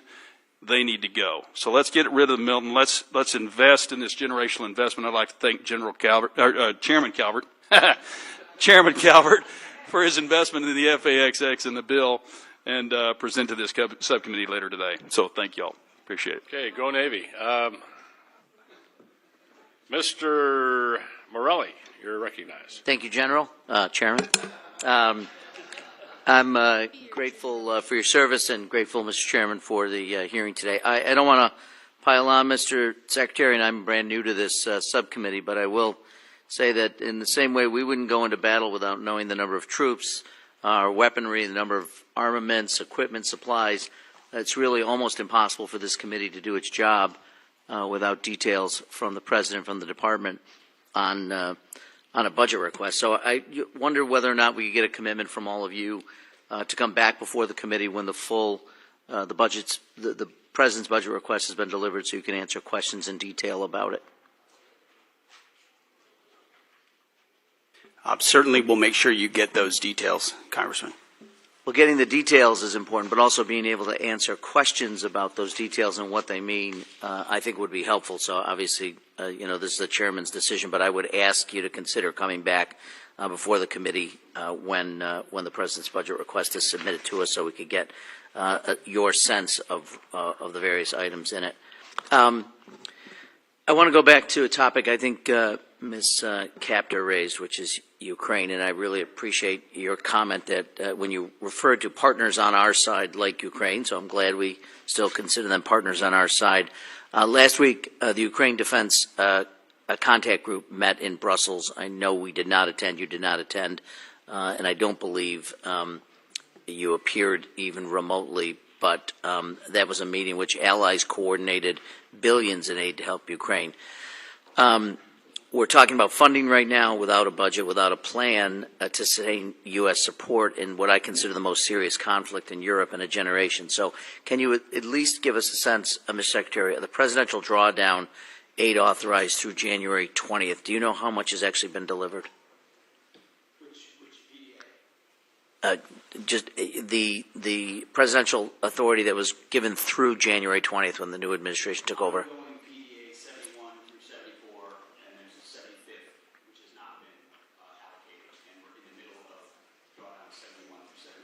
Okay. Do you have a sense of the how much has actually been delivered? I don't know the exact amount that has been delivered, but we're actively monitoring it as well as the lifespan of certain munitions, what munitions remain critical for us, critical for them, critical for allies like Israel. We're paying very close attention to that. Okay. And you can give us a detailed. Thank you. Do you know whether the department or the president is prepared to ask for funding for the Ukraine Security Assistance Initiative, and at what level? It is a reduction in this budget. As you know, this administration takes a very different view of that conflict. We believe a negotiated peaceful settlement is in the best interest of both parties and our nation's interest, especially with all the competing interests around the globe. I don't think the word victory has been well defined or the path to it.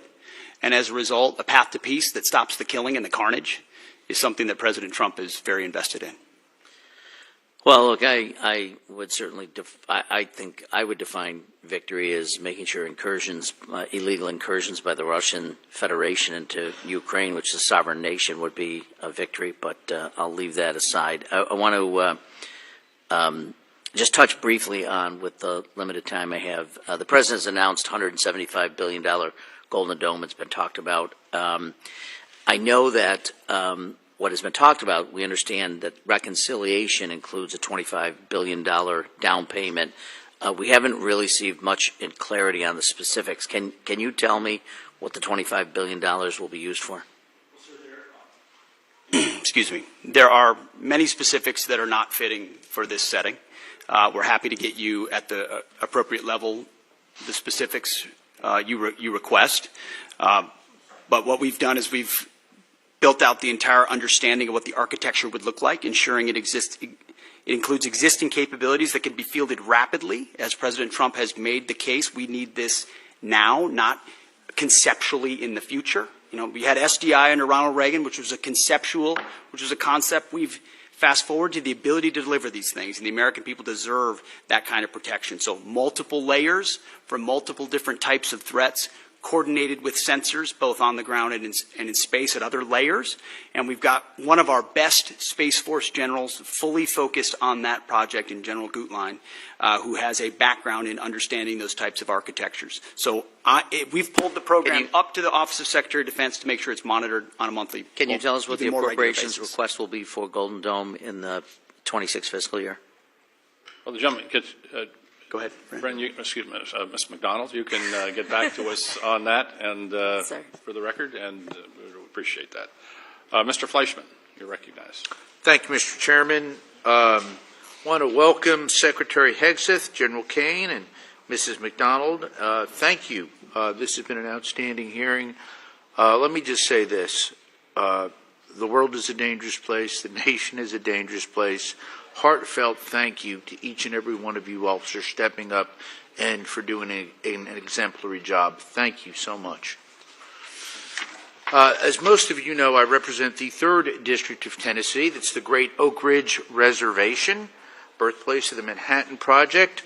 In addition to serving on this prestigious subcommittee, I'm the chairman of the Energy and Water Subcommittee, which has the NNSA. I'm deeply involved in the recapitalization and modernization of our nation's nuclear deterrent. It will come as no surprise I have concerns about both our progress and posture.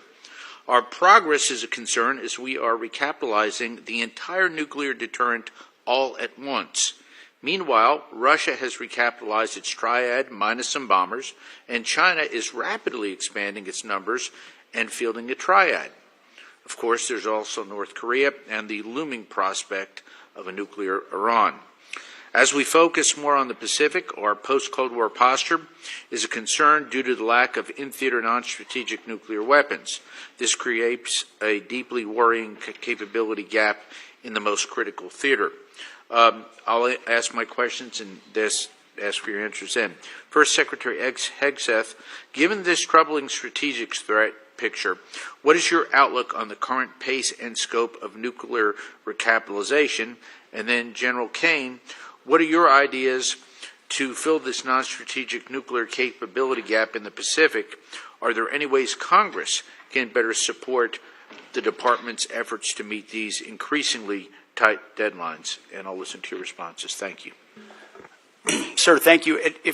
First, if I would just take liberty, both the chairman and I have taken up almost all the oxygen from Bryn McDonald here.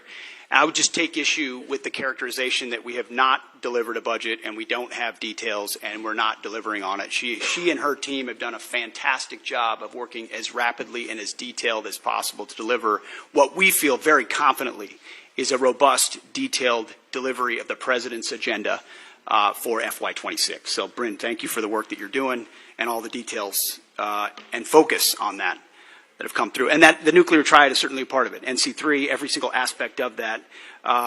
Sentinel with the Nunn-McCurdy breach has to, we are taking a very hard look at that while fully funding it. Columbia class, critical. B-21, which for the most part has been a success story, but needs to be continually monitored as any major platform does. And then the SLICM-N as well, investing in that capability, considering the advantages we have on the submarine side. So we are fully funding, in fact, even more so in most cases, that capitalization and modernization, which we have to, considering what our adversaries are up to.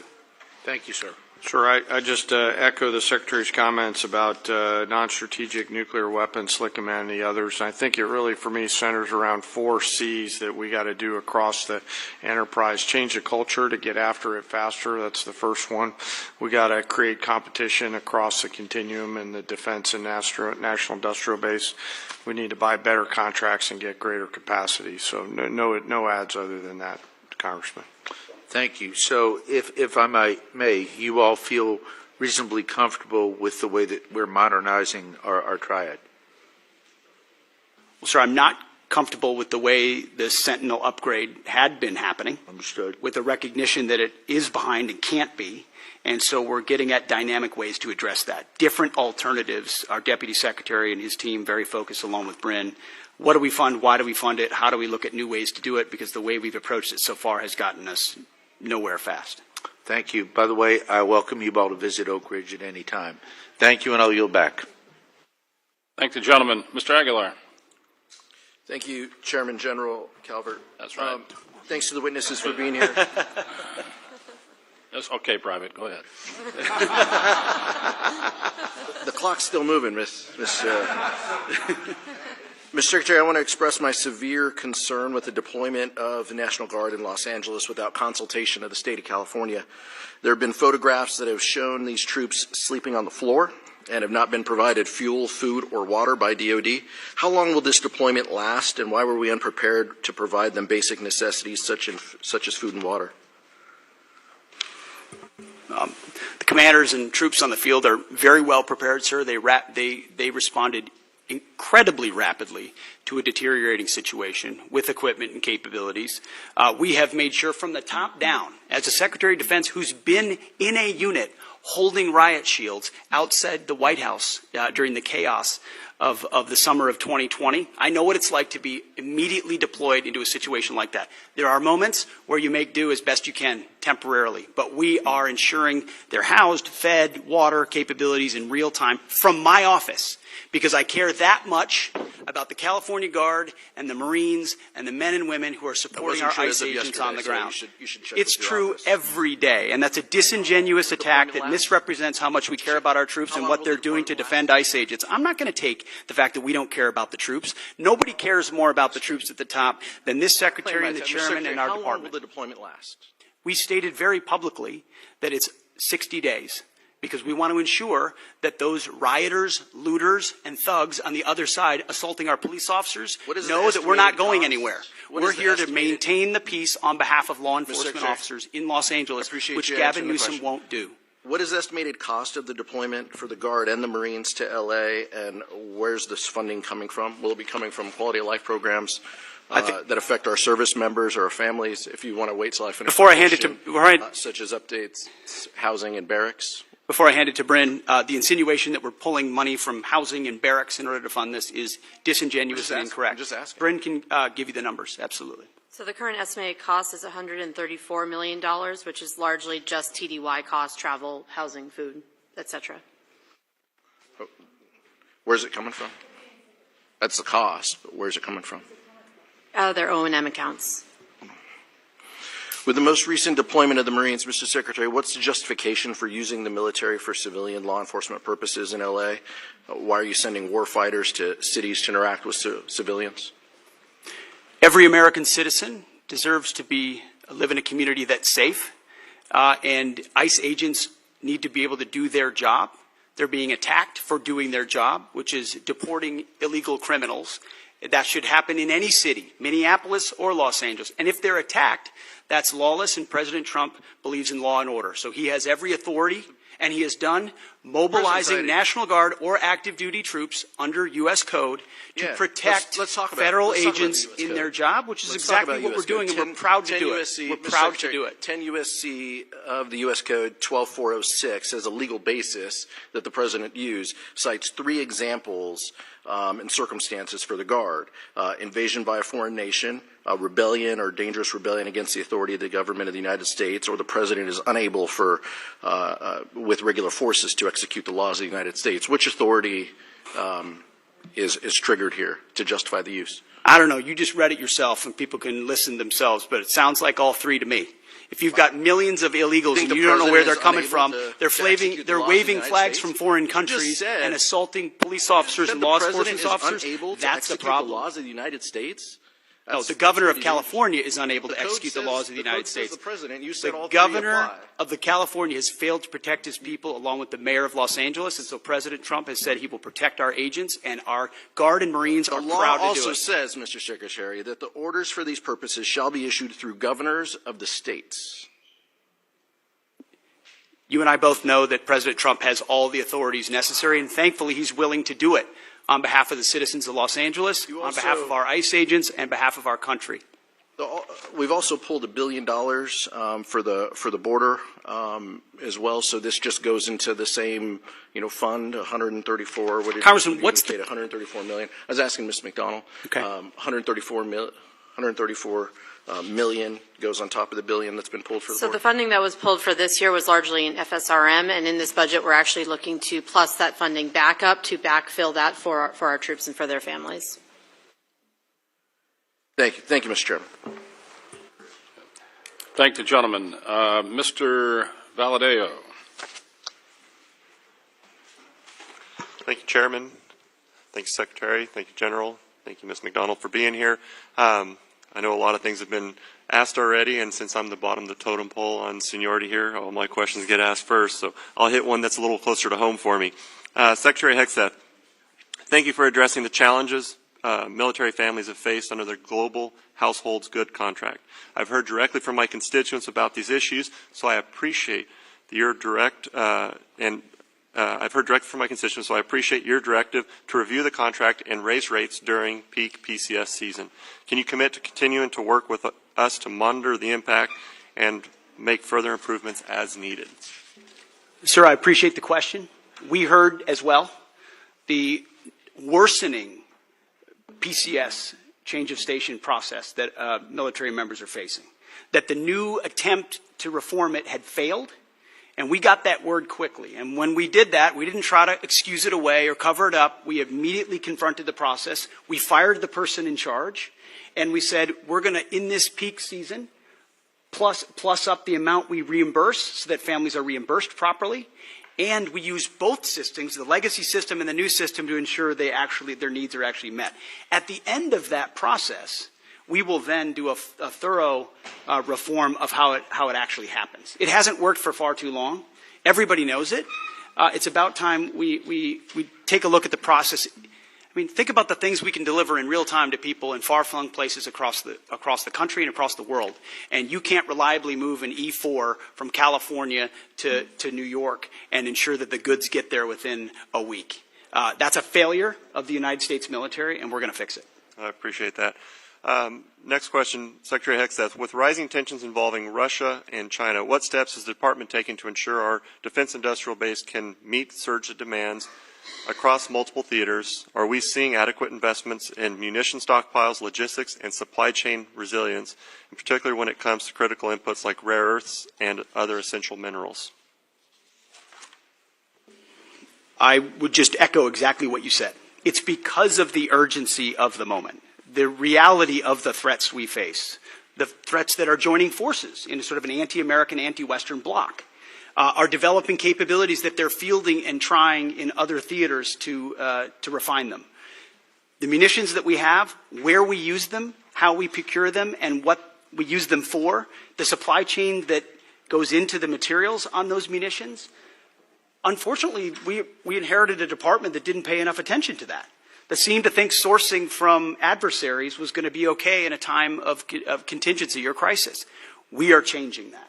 Or content to make the same munitions we've had in the past because, well, they were made in somebody's district or they were made in somebody's state, and that's the way we always do it. We're not doing that anymore. We're making the tough calls based on the threats we face, matching it to the capabilities, and I'm happy to sit in front of every and any committee and explain why we're doing it, because it's about time. It's about time we challenge that, and that doesn't mean we don't want input. We do want input. We know why people are invested in certain programs and certain systems, but it's our job to make the tough calls. And President Trump has asked us to do that. I'm willing to make the tough calls, whether it's on personnel, systems, platforms, modernization, and partner with folks like General Caine and the Joint Staff who've been with us in every step of the way. I appreciate that. So we got a little more time. So Secretary Hegseth, as the Department looks to stay ahead of near-peer threats, will the defense budget continue to invest in hypersonic weapons and defense systems, including unmanned, high-Mach, and next-gen aviation technologies?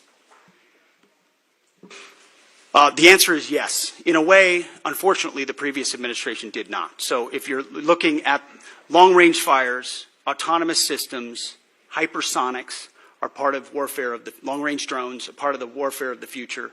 That means we're investing in them to be better than our adversaries. Not accept the fact that we have matching capabilities, but what more can we do to enhance those so we're ahead of the curve? Because when President Trump says we have the best platforms, the best systems, the best fighters, the best ships, the best vehicles, he means it, and we mean business on it, and we're going to deliver it. All right, thank you. And I've got 30 seconds. So General Caine, if Congress had $1 extra to invest today most effectively to strengthen our deterrence posture against China, Russia, and threats in the Middle East, where should it go?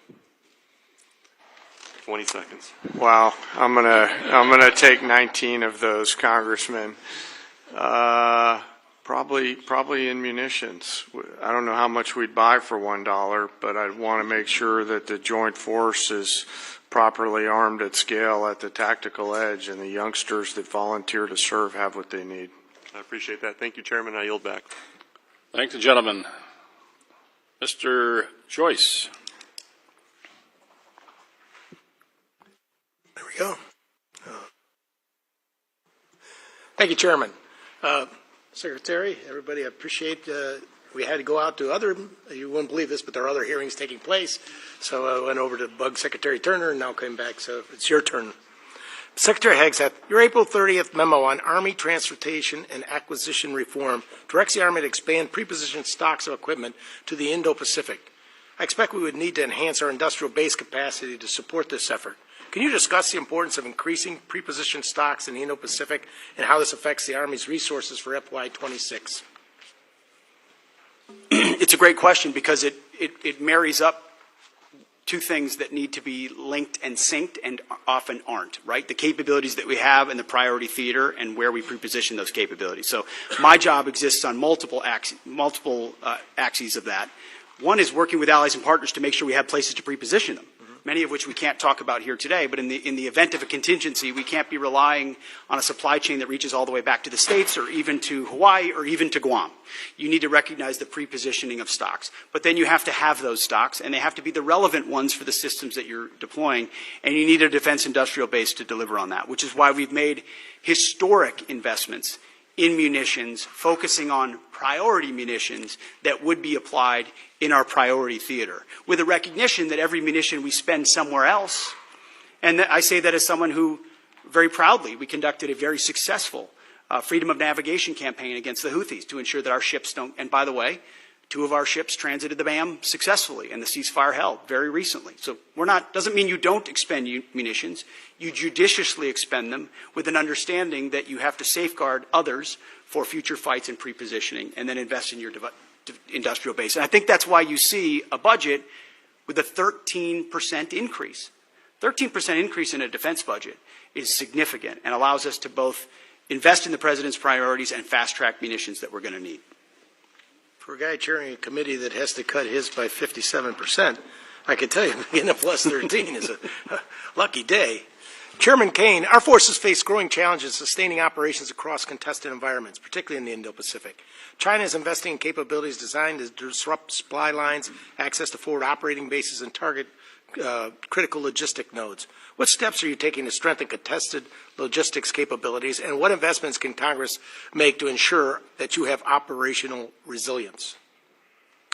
Well, Congressman, thanks for the question. History tells us that the professionals talk about logistics, and that's what was the big differentiator between us and our adversaries in World War II, is really the logistics power. Our teammates within the Joint Force are looking carefully at this right now, and as we look at the adversaries' threat arrays that they have and our ability to defeat them and move the combat capacity that we need to through those difficult places is a key part of that. I don't have a specific number for you, but what I'll commit is, as we think through what contested logistics looks like, as we think through what forward supply points on the first and second island chain might look like, we'll stay close with the committee to make sure that we're communicating early, often, and always about what our needs are.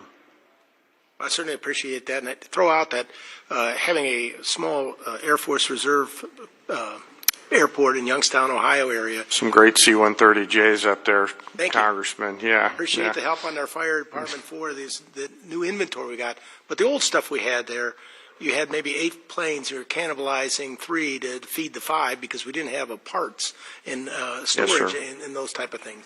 And I think that's has played out in other areas for us as well. And we need to not only make sure we have the manufacturing industrial base, but we also have the ability to have the parts and inventory on to keep all those things online, or we have to remove them from service. Yes, sir. I know General Alvin and the team at the Air Force is looking hard at that too, to make sure that we've got the right stuff on the shelf prior to that we need, not just in the C-130 community, but the other airframes within the Air Force, and frankly the Joint Force. Parts are always going to be a driver, and I'm really encouraged by the innovation that's happening to look at things like additive manufacturing, where we get a hold of the specs from companies like Lockheed and others and can just 3D print right on the spot of the requirement.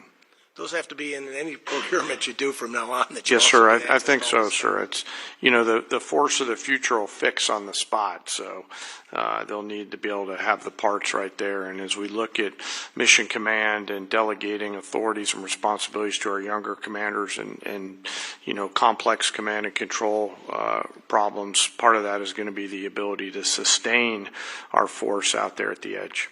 Thank you very much, General. Yes, sir. I yield back. And thinking of logistics, it made me think at, General Marshall, who went out in the 30s and met with a young lieutenant colonel, and said it's the best logistics officer I've ever met. And that was General Eisenhower. 3 years later, he was a 4-star general. So wars, logistics are important. Mr. Anderholt, you're recognized.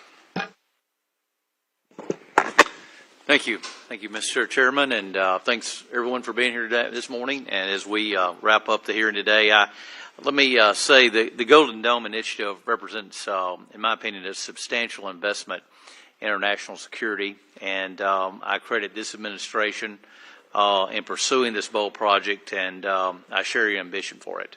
So thank you for moving forward on that. I want to follow up with from my colleague from New York. The President has said that he has chosen an option that will total $175 billion. Can you confirm that number, and when do you hope to make this system of systems operational?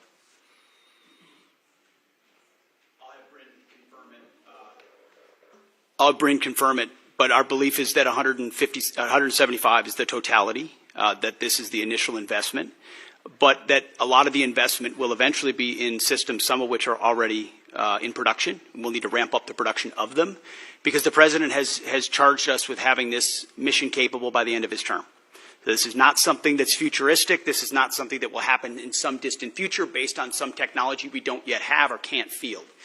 Our approach to Golden Dome will be making sure we can procure existing layers that can talk to each other with new layers on top, because this is a layered system, as was mentioned, to include drones as well in partnership with the services. So can you confirm that, Bryn? Yes, sir. Nothing to add. That's all accurate. And we're still planning towards what the final number is, but the $24.8 billion we're requesting this year is that down payment on the near-term capabilities that we're looking at as part of the architecture. Okay, thank you. Let me switch over, and I'd like to get your thoughts on AUKUS partnership, not merely as a cornerstone for our Indo-Pacific defense strategy, but also as an opportunity for our defense industrial base. In fact, we've heard from a lot of Australian and UK businesses who are ready, willing, and able to move production to the U.S. given the new regulatory framework under Pillar 2. Britain and Australia set the standard for defense cooperation, bringing real capability and firepower to the fight. Can you preview how this administration intends to fund Pillar 2 efforts to develop and field joint capabilities between all three partners? It's a great question, sir. I've spent a great deal of time with both Minister of Defense Marles from Australia, as well as Secretary of Defense Healy from the UK, to really get our arms around what would be mutually beneficial in this trilateral arrangement. So there's the recognition with Australia in Pillar 1 that they're investing in our defense industrial base. We want to provide them capabilities. We want to make sure those capabilities are part of how they use them with submarines, but also how they integrate with us as allies. In Pillar 2, we don't want to rely just on the architecture of the previous administration.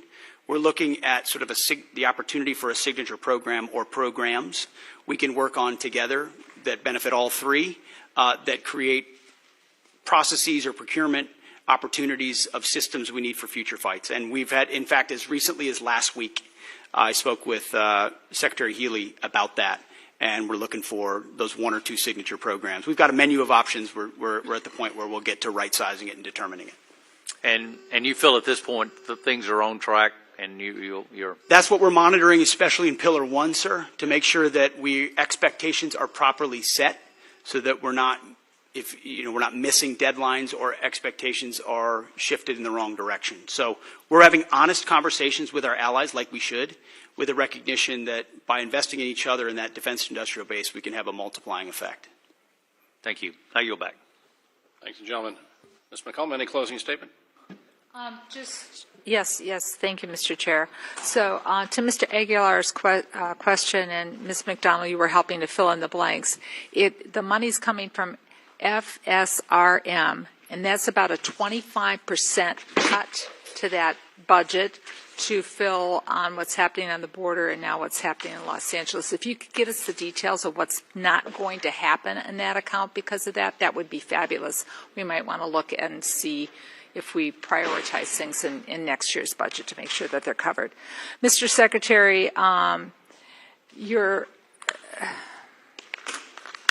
the top line on the budget before us is $830 billion. It is not $901 billion. It's just not. That's the number we have to work with. You can talk about an increase. You've got a lot of things baked in. Hopefully that goes in reconciliation, $6 billion for revitalizing shipyards, 3.5 for F-47s, 25 for Golden Dome. But that's all in reconciliation. And we can't include that in any of our planning. And that's why we are so concerned about getting the money outbreaks in front of this committee. And I'll give you an example. The Navy, their J-books, where they break everything down, I know you're really familiar with them. We had 30 of them in front of us when we were getting ready to do our appropriation last time. We have 0 in front of us this time. So, Mr. Secretary, I believe, honestly believe you want to provide the information, but time is of the essence because this committee wants to do its best work together, both Democrats and Republicans, to make sure the women who serve in our armed forces have the equipment that they need to do the missions that they're assigned to and come home safely because we honor their service and their commitment. Give us the information. Thank you, Mr. Secretary.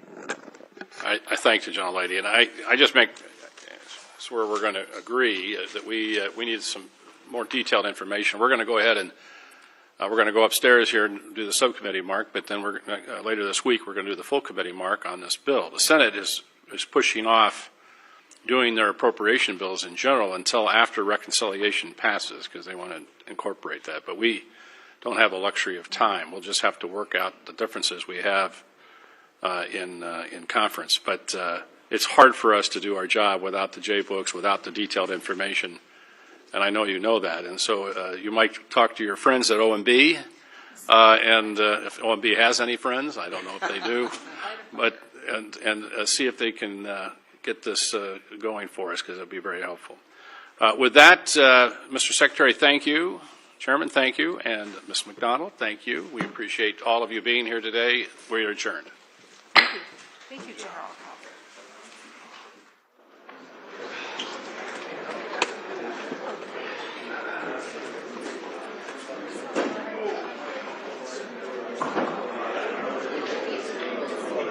By the way, all the way upstairs.